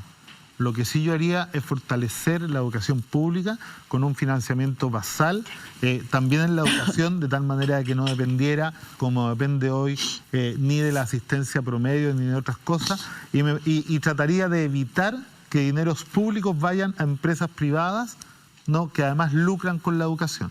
Y eso. Pero aquí se lucró, ¿qué haría usted?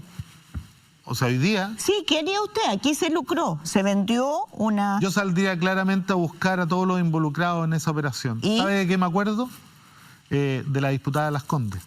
¿Se acuerdan que la diputada de Las Condes no tributó nunca en Chile porque declaró que tenía pérdidas todos los años porque negociaba con sus empresas relacionadas afuera y después se vendió en 1.200? Yo me acuerdo de la Universidad Arcis, discúlpeme, pero también es un caso que tiene que ver con lo que estamos conversando, digamos. A ver, pero en la Universidad Arcis se ha investigado, creo que son 7 querellas. CIPER fue el único que la investigó. Sí, pero investigó profundamente la Universidad Arcis y había nexos políticos ahí. Sí, claro, pero no hubo lucro. Mónica. Yo creo que sí hubo lucro y hubo fondos extranjeros. Usted no está metido en nada, yo lo sé, así que no le voy a preguntar a usted. O sea, la verdad, sí, debo decir una cosa, que respondan los que formaron parte de esto. Yo, imagínense, a pesar de haber sido académico en la Universidad de Chile, nunca ni siquiera hice clase en la universidad, ¿sí? No, por lo Qué tanto, bueno. no conozco en detalle. Qué ni siquiera. bueno. Y el Estado se hizo cargo de la Universidad Arce, y por eso que a mí no me gustó su pregunta de qué haría con la gente con los dueños de Laureate, porque es evidente que hubo lucro, que se mintió, y se mintió descaradamente, no solo a las más de 90.000 familias de la IEP, sino que a las familias de la universidad privada más grande de Chile. O sea, hay que perseguir judicialmente. El tema es que hoy día, gracias a la ley, creo que no se considera penas demasiado elevadas y menos penas aflictivas, digamos, para quienes violan la ley del no al lucro. Alcalde, es cierto que usted no ha sido ungido candidato todavía, pero una encuesta de varias, pero hay una encuesta que es Criteria Research que lo mostraba usted por primera vez superando a Lavín, tanto que se habla de que podríamos llegar a una suerte de segunda vuelta entre usted y Lavín, y en definitiva usted lo que ha dicho, usted ha dicho que pide un minuto de unidad, que se requiere una primaria lo más amplia posible, pero al mismo tiempo que usted dice aquello, alcalde, usted dice que la democracia cristiana apoyó el golpe de Estado de 1973, el golpe contra Chávez del 2002 en Venezuela, usted dice, manda a leer a Heraldo Muñoz del PPD, ¿verdad?, porque lo critica por su pretensión de darle salida al mar a Bolivia. Es decir, no deja títere con cabeza en la oposición, y la pregunta es, ¿usted se siente capaz de hacer gestos de unidad y, en definitiva, podría usted bajar quizás 2 cambios en función de esa necesidad de unificar a una oposición que está hoy día dividida? Le pregunto. Estoy completamente disponible siempre y cuando todos hagamos lo mismo. Porque usted comprenderá que en mi partido no se tomó con mucho agrado esto de que la primera vez que un comunista dice que está disponible para ser presidente de la República, salieran todos los mismos que usted ha nombrado a decir que Chile se merecía más. No fue muy amable. No, pero usted anda haciendo bullying político. O sea, pero los mismos que nos acusan de aquello son los especialistas en criticar al partido por todo lo que hace. Entonces, la verdad es que si usted mira la línea de tiempo, no, las respuestas más duras de aquellos que sobre todo tratan de mantener la caricatura del Partido Comunista vivo, no, yo no tengo por qué aceptar el bullying sin responder al menos, pero con una diferencia. En Recoleta no nos hemos comido ninguna guagua en 8 años. Todo lo que yo dije de la democracia cristiana y todo lo que he dicho de los otros son datos históricos que usted los puede confirmar. Ya, pero contésteme la pregunta. Quiera. ¿Se siente capaz de unificar a la oposición y cambiar quizás el tono para que se produzca esa unificación? Mire, yo le comento algo. Yo soy miembro de 3 asociaciones de municipios. La Asociación Chilena de Farmacias Populares, la Asociación Chilena de Municipios Libres y la Asociación de Municipios Constituyentes. En los 3 tengo directorios conformados incluso por gente de la UDI. Es más, hasta hace poco, mi vicepresidenta en la Asociación Chilena de Farmacias Populares fue una de las encargadas territoriales de José Antonio Kast, que hoy día es diputada porque abandonó la municipalidad de San Bernardo para ir al Parlamento, Nora Cueva. Y siempre me he llevado perfectamente bien y no tengo ningún problema en trabajar con la diferencia. Es más, en Recoleta gobierno con la democracia cristiana, con el PPD, con el PS hace 8 años y no tenemos problema. Pero ¿sabe cuál es la diferencia? ¿Sabe cuál es la diferencia? Que tenemos esto en un marco de respeto mutuo y en donde nadie sale, y aquí quiero citar al expresidente de la Cámara de Diputados, Iván Flores, cuando él dice, ¿saben qué? Paren, no es tiempo de ningunear ni de vetar a nadie. Entonces, efectivamente, no pretenderá todo el sistema político que nosotros aceptemos de buena forma, que nos salgan a ningunear y a vetar. Alcalde, perdón. Alejandra Matus. Sí, yo quiero ir a un paso anterior.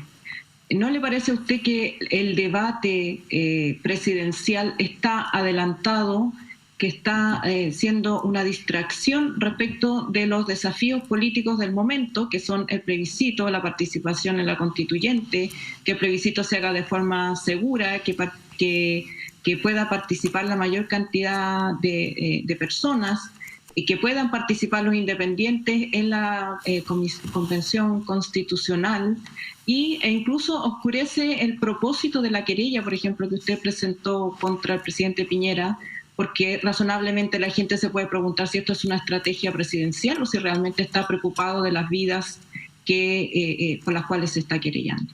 Alcalde. Mire, yo la verdad es que habitualmente parto de la buena fe. Si usted me pregunta, a mí no me parece extemporáneo por una razón bien sencilla. Nosotros vivimos en un país que a la semana siguiente de que asume un nuevo gobierno, sale una encuesta preguntando por las preferencias presidenciales para la próxima elección. Entonces este es un problema que, créame, no lo definen ni los precandidatos, ni los políticos, ni nada, sino que tenemos un sistema que discute permanentemente todas las semanas a través de encuestas, y yo jamás he dicho que quiero ser presidente, jamás no he sido proclamado, ni siquiera por mi partido, pero cuando usted va a un lugar... Pero eso es en la formalidad, en la práctica usted es un candidato o está planteando programas de gobierno, lo que haría en este caso, lo que haría en el otro. En la práctica es uno de los precandidatos, porque tampoco ha negado que va a ser candidato a presidente. Y también podría usted decir, no me voy a pronunciar de estos temas porque es un debate adelantado. Nadie lo obliga tampoco a estar en esta... Y se supone además que es un sistema hiperpresidencialista que está en debate cambiar. No, pero mire, yo he estado concentrado en mi tarea de Recoleta, y si usted mira lo que hemos hecho en Recoleta, creo que la valoración que la gente tiene de lo que hemos hecho en Recoleta es lo que hoy día nos tiene en esta figuración nacional. Efectivamente, yo creo que la ciudadanía, por ejemplo, sí se imagina un país con arriendo a precio justo en todo Chile, que se imagina un país con farmacias populares en todo Chile, con ópticas populares en todo Chile, y con universidades abiertas en todo Chile, con escuela abierta y salud en el barrio en todo Chile, en donde los chilenos y chilenas no tengamos que seguir aceptando el abuso del mercado, porque además no funciona. Yo, solo para recordarle, hay 60 comunas en Chile que no tienen farmacia, 213 que no tienen óptica, 297 que no tienen librería, y yo creo que Chile ha empezado a mirar con mucha atención lo que hace una comuna que además no tiene muchos recursos, pero que es capaz de poner al centro al ser humano y la dignidad. Y eso es una discusión que yo no puedo permanentemente estar tratando de eludir. Y respecto al tema de la pandemia, desde un comienzo, mi preocupación y mi posición frente a la pandemia fue absolutamente clara y conocida por todo Chile. Usted espera por lo tanto, yo no he hecho nada de lo que he hecho, y además se lo puedo decir. ¿Pero usted espera que el presidente vaya preso? ¿Qué busca la querella, básicamente? A ver, la querella busca lo que han buscado todas las querellas que se han hecho en este Son sentido. 3 nada más. Son 3, le recuerdo. En el 2005 la derecha planteó una querella contra los responsables de Antuco. Sí. En el 2010 se planteó una querella por el mismo abogado y por el mismo sector en contra de los muertos en el tsunami. Y lo que busca una querella es que todos los que son responsables de accionar negligente y que deriva en muerte de ciudadanos chilenos pudiendo haber hecho algo completamente distinto, asuman su responsabilidad, y esto es parte de la justicia. ¿Usted cree que hay responsabilidades penales? O sea, que hay dolo ahí. O si no, no hubiera presentado. Claro, por eso le pregunto, porque hay responsabilidades administrativas, políticas y dolosas, digamos. Y de hecho le comento algo que es tremendamente significativo, ¿no? En las querellas, cuando se discute la admisibilidad, se discuten entre varias cosas 3 que son esenciales. Si los hechos descritos pueden constituir delito, y la admisibilidad dijo sí. Si las responsabilidades que están individualizadas pueden ser efectivas, y la querella dijo sí. Y si efectivamente quien la presenta tiene legitimidad para presentarla, y la admisibilidad también dijo que sí, a pesar de que el gobierno trató de bajar 2 veces la admisibilidad. Y cambiar al fiscal. Y que trató de poner... Alcalde, con respecto a eso mismo, ¿cuántos muertos tienen Recoleta? Hoy día son más de 300 y tantos. ¿Es responsabilidad solo del gobierno las muertes de Recoleta? O sea, hasta el minuto en que pusimos la querella, nosotros ni siquiera teníamos información, no se nos dejaba ni siquiera hacer la trazabilidad. Nosotros hoy día, después de que se cambió este modelo, déjenme decirle, a pesar de que en Chile el porcentaje de trazabilidad y seguimiento sigue siendo bajo para lo que necesitamos, nosotros tenemos un 98% de trazabilidad hoy día, tenemos efectivamente... ¿Lo está haciendo con quién? Con la salud primaria. La trazabilidad, con la salud primaria. Exacto. Y antes no tuvo ninguna posibilidad de que la salud primaria interviniera. No teníamos ni los recursos ni los conocimientos de los casos. Entonces la pregunta de José Antonio es absolutamente pertinente. ¿Dónde quiere llegar con su querella contra el presidente, el ministro Mañalich? O sea, la justicia tendrá que definir y que ellos paguen la responsabilidad. Pero por eso le pregunto, ¿usted espera que el presidente vaya preso por esto? yo espero que la justicia defina su responsabilidad. Porque al presentar una querella usted persigue algo, por eso se lo pregunto. Sí, claro, es que la verdad es que los tipos penales yo no sé si dan para el nivel de pena, porque efectivamente además alguien podría aducir colaboración esencial e irreprochable conducta anterior. Al menos alguno de los 4 que están mencionados en la querella lo podría Más que plantear, eso, ¿no? más que eso, o sea, alcalde. yo lo que Esto busco... es profundamente político lo que le estoy diciendo. Profundamente político. Porque Profundamente político, Mónica, con toda claridad. Sí. Verdad, justicia, reparación y memoria. Entonces, en este caso, usted lo que quiere es que si haya justicia y si hay responsabilidad en las muertes, Por que supuesto. paguen por ello. Pero por supuesto, obvio. Y no hay ninguna responsabilidad de nadie más. O sea, en la discusión que tuvimos, por ejemplo, cuando la subsecretaria Daza sale a decir que se van a tomar decisiones más drásticas si y solo si muere una cantidad importante de chilenos. La pregunta que yo quiero que ella responda ante la justicia es qué cantidad de chilenos no eran importantes. Cuando ellos definen que efectivamente no, todos nos tenemos que contagiar. Yo le quiero, o sea, yo entiendo la respuesta que me está dando, alcalde, pero sabe, hay una cosa que me sigue dando vuelta mucho este último tiempo. En Recoleta, así como en Independencia y como en San Bernardo, en Quilicura, había una pobreza oculta, muy grande. Había hacinamiento. Pero, o sea, hay pobreza y hacinamiento. Y, por supuesto, Escúcheme, oculta solo para el ministro de Salud Mañalich, que dijo que se había enterado después de que había sido No, yo estoy hablando de otra cosa, estoy hablando de la cantidad de dinero necesario para que la gente pueda hacer cuarentena segura. Así es. Y por lo tanto, su comuna no se escapa, y no es una crítica porque está en todas partes, a una cifra que estaba ahí en la sombra. No, pero ¿Ustedes la han remediado? No, pero sí. Y si hoy día usted ve, los números de Recoleta son buenísimos, hoy día. Pero yo le voy a hacer solo una aclaración. El 25 de marzo entra en cuarentena Las Condes. El 20 de marzo todos los alcaldes de Chile le pedimos a este gobierno que pusiera cuarentena, porque los alcaldes, que sí somos conscientes, y alcaldesas de Chile, que sí éramos conscientes de los niveles de pobreza y hacinamiento que tenía el sector popular, no, el ministro no era consciente, sabíamos que si la pandemia salía de la zona oriente, en donde había iniciado, nos iba a quedar la grande, y lo sabíamos con claridad. El 25 de marzo se instala la cuarentena en la zona oriente y se nos deja sin cuarentena a Recoleta y se nos deja rodeados de cuarentena. Y mire la diferencia. En las 6 semanas siguientes, las 7 comunas que entraron en cuarentena, o mejor hablo de una, Las Condes subió solo 157% la cantidad de casos y nosotros en las mismas 6 semanas subimos 3.543% los casos. Así es. Y mientras nosotros le estábamos pidiendo que nos pusieran en cuarentena para que nos protegieran, nos rodearon de cuarentena y nos dejaron con toda la movilidad, y además con centros de atracción que son vectores de contagio regional como La Vega. Entonces yo sí efectivamente creo que hubo malas decisiones, discriminación, pero además responsabilidad.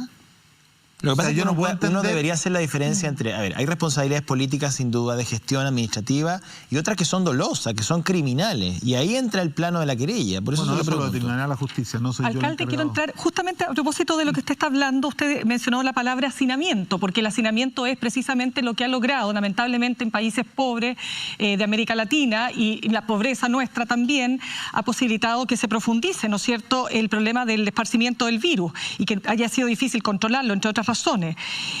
¿Por qué se ha permitido en su comuna, alcalde, que en distintos puntos, le voy a nombrar algunos, Avenida Perú, ¿no es cierto?, al llegar a María Graham, Víctor Cucuini, Campino con Einstein, Tabaré, San Cristóbal, cerca de la Unión, en fin, varios lugares donde hay casas donde propietarios inescrupulosos subarriendan a cantidades impresionantes de familias colombianas, haitianas, y no se ha fiscalizado debidamente aquello para terminar no solo con la hacinamiento que se produce ahí, las condiciones insalubres, el abuso, alcalde. ¿Por qué se ha permitido algo así? ¿Por qué ha costado tanto fiscalizarlo y ponerle un corte a eso? Primero, Mirna, le digo, esto no pasa en Recoleta, pasa en todas las comunas, sobre todo en las de nivel central y sobre todo aquellas que concentran poblaciones inmigrantes. Pero es cierto que no ha habido la fiscalización de vida. No, sí, nosotros hemos clausurado más de 36 Pero vuelven lugares. a aparecer en otro lado. Pero por supuesto, porque nosotros no tenemos... Mire, las municipalidades fiscalizamos desde la puerta hacia afuera,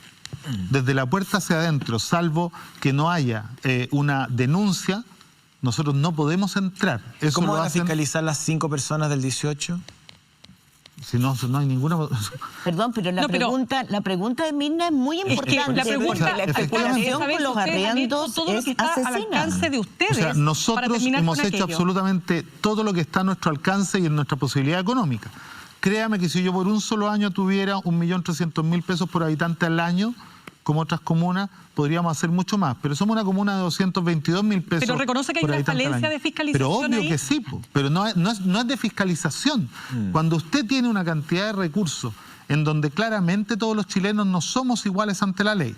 Hay comunas que tienen 1.300.000 pesos para cometer las mismas funciones que otras que tienen 145.000 pesos. ¿Ha convencido a sus compañeros alcaldes con los que ha trabajado también para que entremos de una vez por todas a un fondo que permita trabajar yo creo que hoy día alguna condición de equidad? Yo creo que hoy día hay muchas mejores condiciones para avanzar en esto porque el nivel de conciencia, después de años de estarlo denunciando, cuando antes nadie trataba este tema, es real. Y yo creo que no se resuelve con un fondo que redistribuya. No. Pero usted no ha desalojado a esas familias, ¿verdad? Le pregunto en algunos lugares... ¿Sabe por qué se lo pregunto? Porque el desalojo no es una medida muy popular para ningún alcalde. No, yo he desalojado varias. ¿Sí? Y me remito solo al tema. Cuando yo percibo que una estructura, incluso más, me ha tocado desalojar incluso a algunas propiedades de parientes míos. Incluso usted puede buscar, hay algunos parientes que ya no me consideran muy parientes. Hay un señor Jadwe, ¿es pariente suyo? Exacto. Que tiene esas casas es pariente arrendadas? Muy lejano. Ya. Y esas casas están clausuradas hace muchos años y esa es la razón de fondo de una campaña verdaderamente virulenta, porque efectivamente lo he hecho no una, sino que en reiteradas oportunidades. O sea, ¿no le ha temblado la mano a la hora de desalojar? En ningún caso. Y efectivamente cuando yo percibo que hay un riesgo real, pero es más, no solo eso, hace muchos años tuvimos un par de muertes en un incendio por su arriendo inescrupuloso. Y el municipio nos querellamos por causa del delito de homicidio. Bueno, los Jadwe son cosas serias. Es que son muchos, además. Vamos son muchos. Yo conozco varios. Vamos con Ale Matus, que está en Nueva York. Yo quería, sobre el tema de la migración, como otros temas, son temas donde la población normalmente espera que la policía y la justicia resuelva una realidad que es social y política y por lo tanto ni persecución, ni desalojo, ni cárcel va a resolver la situación precaria de vida de los migrantes. Echarlos de una comuna es mandarlos a otros, es como el tema del control del comercio ambulante. Y puede ser muy popular en la población, pero también implica violación de derechos de esa población. ¿Qué se hace en su comuna para, en el caso que usted menciona, por ejemplo, determinar que una casa no es habitable? ¿Dónde van a parar esos migrantes? No, eso se hace un trabajo con la Dirección de Desarrollo Comunitario, pero además nosotros teníamos políticas de vivienda. Por ejemplo, en la inmobiliaria popular del total de departamentos se dejó reservado una cuota para migrantes de un 16%, que es el mismo porcentaje que tiene la población migrante en la comuna. Y han pasado, por ejemplo, de pagar 200.000 pesos por una pieza sin baño ni cocina, a pagar 50.000 pesos por un departamento de 3 dormitorios completo, con cocina, con estar, con terraza, con patio techado y con espacio para los juegos de niños. Y esa es una política que pudiera ser replicable, pero que lamentablemente ha quedado sin financiamiento a pesar de que la glosa presupuestaria permanece. Y por lo tanto tiene carpas todavía con inmigrantes en su comuna. Pero por supuesto, como todas las comunas de Chile. O sea, créame que una comuna, además pobre, no tiene capacidad menos. La distribución del gasto nacional en la estructura del Estado es de 80% del Estado nacional. ¿Cuándo van a cambiar la ley de rentas municipales ya?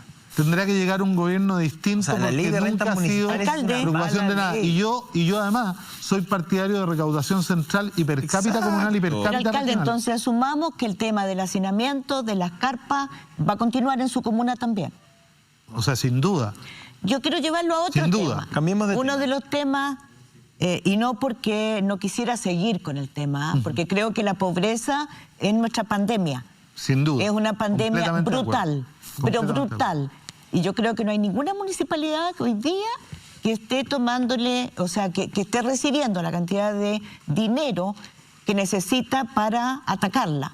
Por eso en Porque Recoleta nos hemos además, dedicado... déjeme decirle, las municipalidades tienen focos de corrupción muy grandes, entonces necesitamos atacar dos pandemias Así al mismo es. tiempo. Alcalde, usted es comunista, uno de los grandes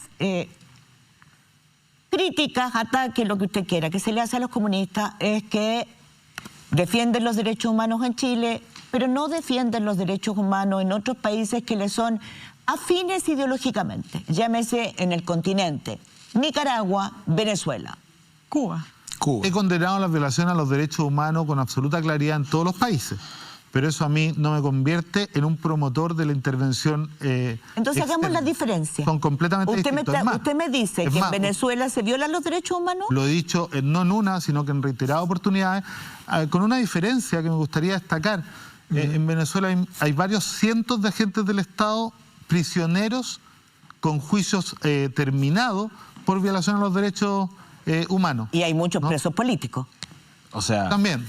Hay muchos presos efectivamente. políticos Y lo y periodistas condenamos. presos. Pero espérese, y pero- periodistas presos pero- por y lo decir la condenamos. verdad de cómo se trata el coronavirus. Y lo condenamos. Sin embargo, no soy partidario de la intervención norteamericana, Pero desde la concepción política... ni del robo de fondos, ni tampoco soy partidario de lo que han hecho muchos gobiernos latinoamericanos, entre ellos el chileno, de apoyar golpes de Estado, ¿no? Cuando no nos gustan los sistemas. O sea, por a lo diferencia, tanto, déjeme decirle sí. una cosa, a diferencia de todos los otros partidos políticos chilenos, el PC es el único que ha condenado todos los golpes de Estado en América Latina, incluido el de Chávez, el intento de golpe de Chávez del 92 y el que se le hizo a Chávez. El resto del sistema político chileno condenó el de Chávez y no condenaron el del 2000. Por lo tanto, salieron a lo que usted apoyar. me está diciendo es que, obviamente, repudia cualquier intervención extranjera. Y repudio y cómo condeno hacemos cualquier violación a los entonces? ¿Y derechos cómo humanos. hacemos para hacer una presión mucho más efectiva para que en Venezuela se dejen de violar los derechos Espérese. humanos? Primero, el único camino que conozco es el del multilateralismo. Por lo tanto, que Naciones Unidas tome las decisiones que tomó. Y a mí me encantaría, por ejemplo, que se hiciera lo que hizo con el apartheid sudafricano en todos los lugares donde hubieran violaciones a los derechos humanos, entendiendo que las violaciones a los derechos humanos no convierten per se a ningún gobierno en dictadura. Usted comprenderá que acá también ha habido violaciones sistemáticas a los derechos humanos y nadie ha dicho que el o sea, ¿usted no cree que el gobierno de Nicolás Maduro haya degenerado en una dictadura? Yo creo que es un país con una crisis profunda, pero creo, por ejemplo, Sí, no. a mí me ha llamado la atención de que algunos crean que alguien que no ha recibido un voto pueda ser presidente. Y en este país hay varios que lo creen. Allá, y con esto cito al expresidente de España, José Luis Rodríguez Zapatero, él ha planteado que en las últimas elecciones de mayo, las que están cuestionadas, estaban todas las garantías. No, pero es que una democracia no es solamente un hombre, un voto, digamos, es mucho No, más yo que lo eso. tengo- lo tengo o sea, absolutamente cuando hay claro. fiscales que se han escapado a Colombia, cuando hay persecución de periodistas, cuando hay cierre de canales de televisión, cuando hay cierre de la asamblea, se monta una asamblea paralela a la Asamblea Nacional, o sea, hay una serie de decisiones del Ejecutivo que evidentemente minan el Estado de Derecho y que a uno le podrían hacer pensar que efectivamente es un gobierno democrático en origen, pero que ha degenerado en una dictadura en gestión. Yo creo que hay una degeneración y un detrimento de la democracia y un deterioro de la democracia, y por eso saludo tanto la conversación que hoy día está teniendo el gobierno venezolano con la oposición venezolana, Alcalde, salvo con algunos eso- grupos, yo pediría Disculpe. que me dejaran terminar. Sí, por favor. Por Disculpe. favor. No, valoro tanto la conversación y el diálogo y el acuerdo para las próximas elecciones legislativas que hay en Venezuela, que se han hecho con toda la oposición, salvo con aquellos que están a disposición de un país extranjero Claro que se restan. para intervenir y que se restan, como se restaron en más de una oportunidad. yo quiero decirlo que aquí, imagínate que alguien se restara de las elecciones en Chile y dijera, no, como yo me resté, son completamente ilegítimos. Alcalde, el senador de la Democracia Cristiana, Francisco Buenchumilla, ha dicho que el PC no es un factor de unidad. Carmen Frey ha dicho que Chile no está preparado para una candidatura comunista y usted ha hablado de anticomunismo. Entonces yo quisiera preguntarle, ¿cuán responsable se siente usted, en tanto militante comunista, respecto de su propio partido para ese anticomunismo? Es decir, ¿hay una autocrítica respecto de alguna gestión, y particularmente en el tema, por ejemplo, internacional, no solo Venezuela, Cuba, etcétera, para ese anticomunismo? No. ¿Que explique ese anticomunismo? ¿No hay ahí una autocrítica? La verdad que creo, primero, en el multilateralismo, creo en el respeto a los derechos humanos, creo en la no intervención en los asuntos internos. El tema es que en nuestro país usted recordará que hay varios actores políticos y partidos políticos que se pusieron a disposición de una potencia extranjera para derrocar a nuestro propio gobierno. De acuerdo, pero... Entonces, yo ahí hago una línea concreta. Ahora, respecto de esto, mire, esas son acusaciones contra el partido. El partido tendrá que responder. Yo le puedo decir lo que hemos hecho nosotros. Cuando hicimos la farmacia popular, al día siguiente de la farmacia popular, la pusimos a disposición de los 345 gobiernos comunales de Chile sin mirar el color político de nadie. Correcto, pero para y le cuento además que en la farmacia, en la óptica, en la librería compran los militantes de la UDI y los militantes del pero PC. alcalde, para volver al punto, lo que pasa es que cuando ustedes dicen, por ejemplo, que en Cuba hay una democracia, porque usted me imagino que confirma aquello, ¿no? Para usted en Cuba hay una democracia. Un sistema completamente distinto al que tenemos nosotros. Ya, pero aunque sea distinto, ¿hay elecciones libres en Cuba? Es que ¿sabe cuál es el problema? Mire, siempre cuando se quiere atacar a los comunistas se nos saca fuera. No, pero es que pero es para definirlo. Es que ¿sabe cuál es el problema? Los cubanos tienen que definir cuál es el sistema que quieren. Y nosotros, a mí no me gusta opinar, es más, le voy a decir una cosa. De acuerdo, pero... No firmé ni la carta a favor de Lula, no firmé ni la carta, no he firmado ninguna carta en donde un actor político chileno intervenga en una situación política interna de otro país, porque me parece que una de las bases del derecho internacional... Pero no puede tener visiones. Se lo van a preguntar igual, alcalde. Yo creo, ¿Sabe lo que me impresiona lo que está diciendo? Y lo dijo al pasar, y yo me quiero quedar con eso. Nosotros, o sea, hizo una diferencia. Tengo la impresión que usted está haciendo una especie de república independiente en Recoleta. Un neocomunismo. A ver, pero no. Disculpe, no hablo yo creo que nosotros era el Partido Comunista. Es que ¿sabes cuál es el tema? No, pero va a cerrar. Es que a mí, Mirna, lo que me parece inaceptable, que personas que participaron en el golpe de Estado del 73, que lo organizaron, que lo defendieron... ¿Usted dice la Democracia Cristiana? No, muchos más. También todos los que vienen del tronco del Partido Nacional, por favor. Ya no, pero para hablar de los dos que le mencioné, digamos. Pero, Mirna, las mismas personas que también valoraron y salieron, yo creo que avergonzando a Chile, yo creo que nunca hemos tenido una respuesta del expresidente Lagos, por ejemplo, de qué tenía en la cabeza Chile cuando apoyó el golpe de Estado del 2002 en Venezuela, con Soledad Alvear a la cabeza. Entonces, yo aquí creo... que a mí me gustaría dar esa discusión con menos doble estándar, dice usted, como un doble estándar. Porque ¿sabe pero qué? Usted tuvo un diálogo con Demócratas Cristianos recién ahora el jueves. Pero si yo me llevo muy bien con ellos. Pero usted tuvo un diálogo con varios Demócratas Cristianos. Yo me llevo muy bien con Demócratas Cristianos, con los PPD, con los socialistas, con los radicales. ¿Para qué le voy a decir cómo me llevo? Todo usted. O sea, no, es que no. Pero el problema es...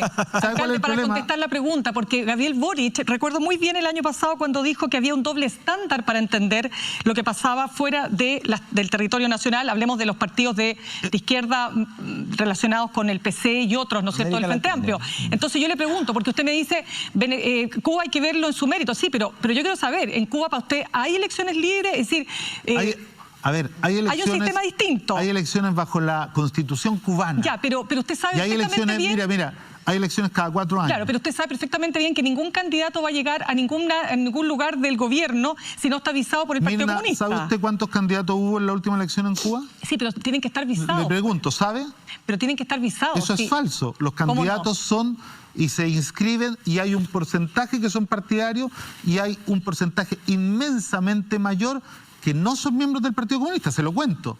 Y dentro de los resultados, además, yo creo que son atribuciones de cada país. ¿Sabe cuál es el problema? Mire, aquí los que participaron en las dictaduras en Chile nos piden a nosotros credenciales democráticas. A mí me molesta el doble estándar porque yo lo que le puedo decir del Partido Comunista Chileno es que nunca hemos participado en una dictadura. Es que nunca hemos dado un golpe de Estado. Yo estoy de acuerdo con usted, con lo que usted está diciendo, alcalde, pero también yo creo que es bueno que aterricemos de nuevo en Chile. A ver, aterricemos de nuevo y en el problema que estamos enfrentando hoy día en Chile, que es gravísimo. Pero yo les vuelvo a insistir. Entonces, me gustaría saber qué va a hacer con la corrupción, qué política tiene usted para atacar la pandemia de la corrupción. Y lo quiero llevar a su comuna. Yo le cuento, nosotros recibimos la comuna con una situación de corrupción brutal. El director de obra terminó preso. Así es. Destituimos al director de patente. Tuvimos que hacer muchos cambios. Hoy día, afortunadamente, que no es todo, pero estamos dentro de las 5 comunas más transparentes de Chile. Pero usted perdió la querella contra los edificios que se construyeron, con los permisos de obras entregados por ese director de obras. No la hemos ¿Eso perdido. está sobreseído, las luminarias y los edificios? No, discúlpeme. Nunca hemos perdido ningún juicio. Es más, los que perdieron son los del edificio. Yo creo que aquí hay que hacer clara diferencia. Si usted le pregunta a los dueños del edificio si van a poder construir el proyecto original, no, porque está mal otorgado el permiso. Pero los que tienen edificado, están edificados y nadie los mueve de ahí. No, porque hay uno que no tiene recepción final y que por lo tanto nunca va a poder ser vendido. No se puede evitar. No se puede evitar. Claro. Que es la torre central. La torre central. Y además tiene una orden de demolición y que está vigente. Y hay varios juicios que están corriendo, pero nosotros hasta el día de hoy no hemos perdido ninguno. Y en el tema de las luminarias, José Antonio, dígame. Yo le pediría a usted que fuéramos más rigurosos.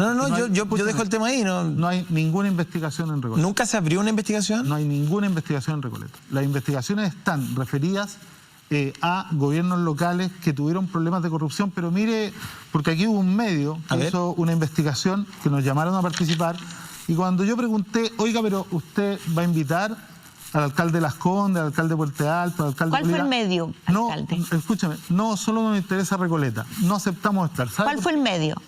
¿Cuál fue el medio? Mega. Y se lo dijimos, es más, escribí una columna explicando todo por qué. Porque mira, en Las Condes no se adjudicó la licitación más barata. En Puente Alto tampoco. En Colina tampoco. En Chimbarongo tampoco. ¿Por qué se iba a hacer una investigación solo en Recoleta, dice usted? No, pero además, le digo, nosotros sí fiscalizamos, usted la hizo. Puente Alto, tengo que ir con Ale la más Matus, barata. En Recoleta, nosotros sí adjudicamos a la única alternativa más barata que teníamos y no había otra. Y hasta el día de hoy no hay ninguna investigación en Recoleta que hable de corrupción, y es más, se hizo una investigación en Contraloría sobre la licitación de Recoleta y encontraron que estaba completamente en orden. Entonces, yo les pediría que fuéramos rigurosos. Pero nadie le está imputando nada, son temas que han estado en la agenda y bueno, aquí... Este partido diciendo, y el tema de las luminarias, se cerró la investigación. Habían 2 temas ahí, uno que tenía que ver con la edificación central, como decía la Mónica, y se manejó también, no solamente en el caso de Recoleta, y yo estoy de acuerdo, en varias comunas respecto a la licitación de algunas luminarias donde sí se mencionó a Recoleta en algún momento. Se mencionó por una razón básica. Tenemos el contrato con la misma empresa. Por supuesto. Hay 22, yo no imputé nada. Pero efectivamente eso no indica absolutamente nada. Se hizo una licitación en orden y además este medio... O sea, lo importante es que ustedes hicieron la investigación. Sí, claro. Pero además, nosotros, le comento, tenemos un contrato a 10 años por mantención y por recambio. Y nos compararon con contratos de 4 meses sin mantención. Y es más, se dejó afuera todas las licitaciones en las que está en él, en donde los valores son incluso más caros que los nuestros. Entonces yo creo que hay mala intención y yo efectivamente lo que puedo decir es que no hay ninguna investigación. Perfecto. Que todas las veces que se ha investigado está en orden y sobre los edificios de Bellavista no hemos perdido ningún juicio todavía. Hay una orden de no innovar porque hay un juicio de nulidad de derecho público de la Universidad de Chile en contra de esto, en el cual nos sostiene. Solo quiero acotar que en los demás contratos de las luminarias LED era obvio que usted lo tenía que poner y revisar, porque hay muchas comunas del país donde se hicieron licitaciones. Tenemos que ir a corte absolutamente y a la vuelta, Ale Matus, sé que estás ahí y que quieres decir muchas cosas. Déjame ir al corte y vuelves tú directa a entrevistar al alcalde Daniel Jadwe.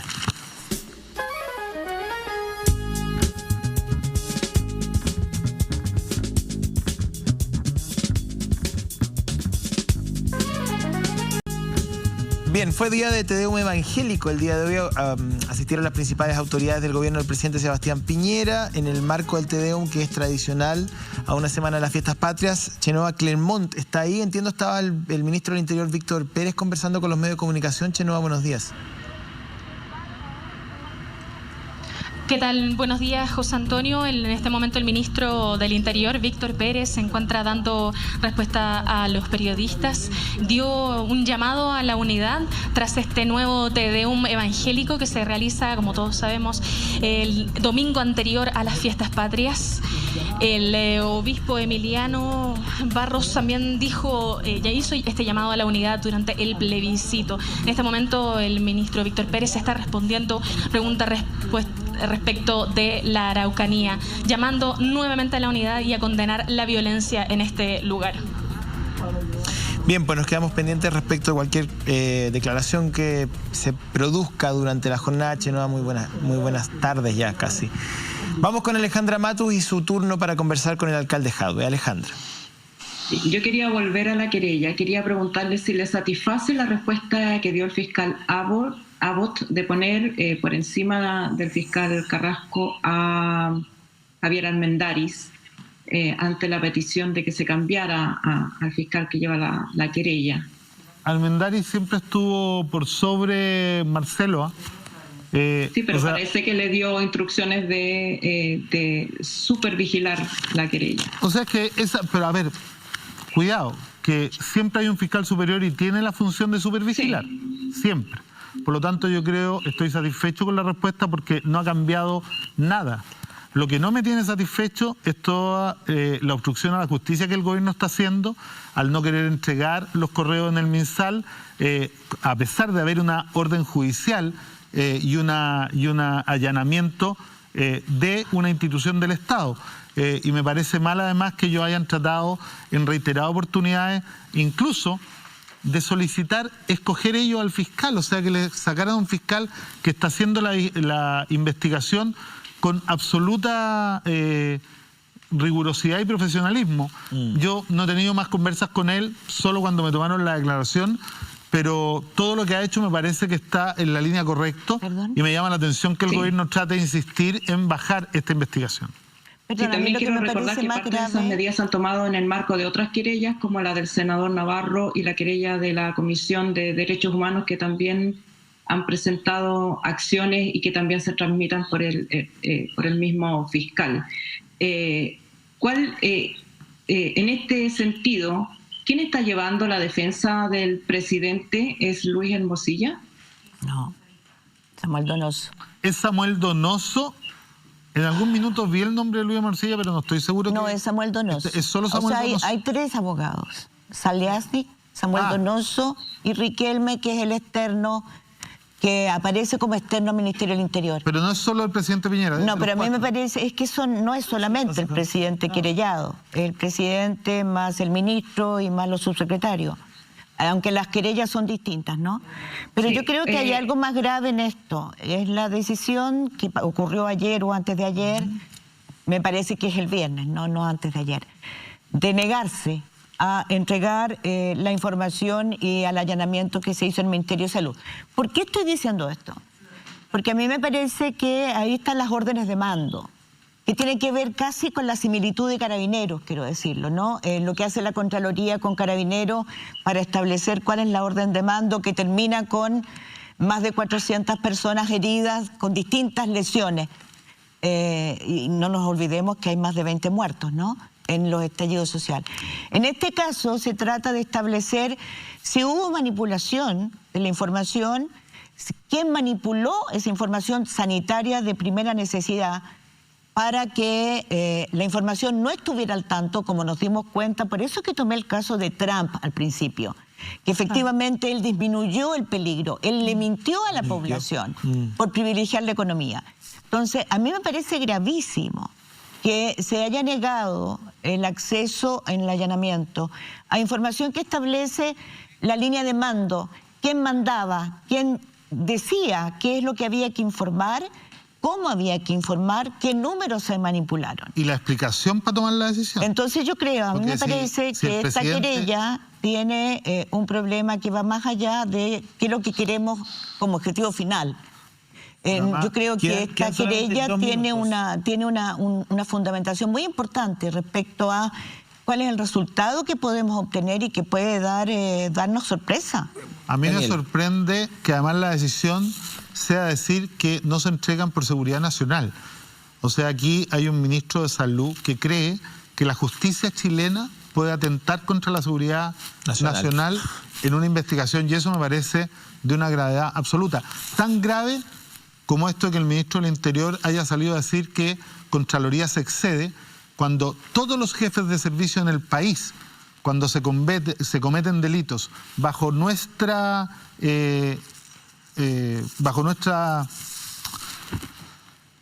jerarquía, somos responsables nosotros. La jurisdicción. Bajo nuestra jurisdicción. Gracias, Mónica. Perdón, somos responsables nosotros de la supervigilancia. Se renovó el estado de emergencia. Y renovar el estado de emergencia por 90 días más indica que esa jurisdicción está limitada, nuestras libertades están limitadas y que vamos a hacer un plebiscito bajo estado de excepción. Sí, no nos olvidemos de eso. Bien, muchísimas gracias, alcalde Jadwe, por venir. Le regalo, mi abuela estuvo en Auschwitz, de Marcos Albo. ¿Ah?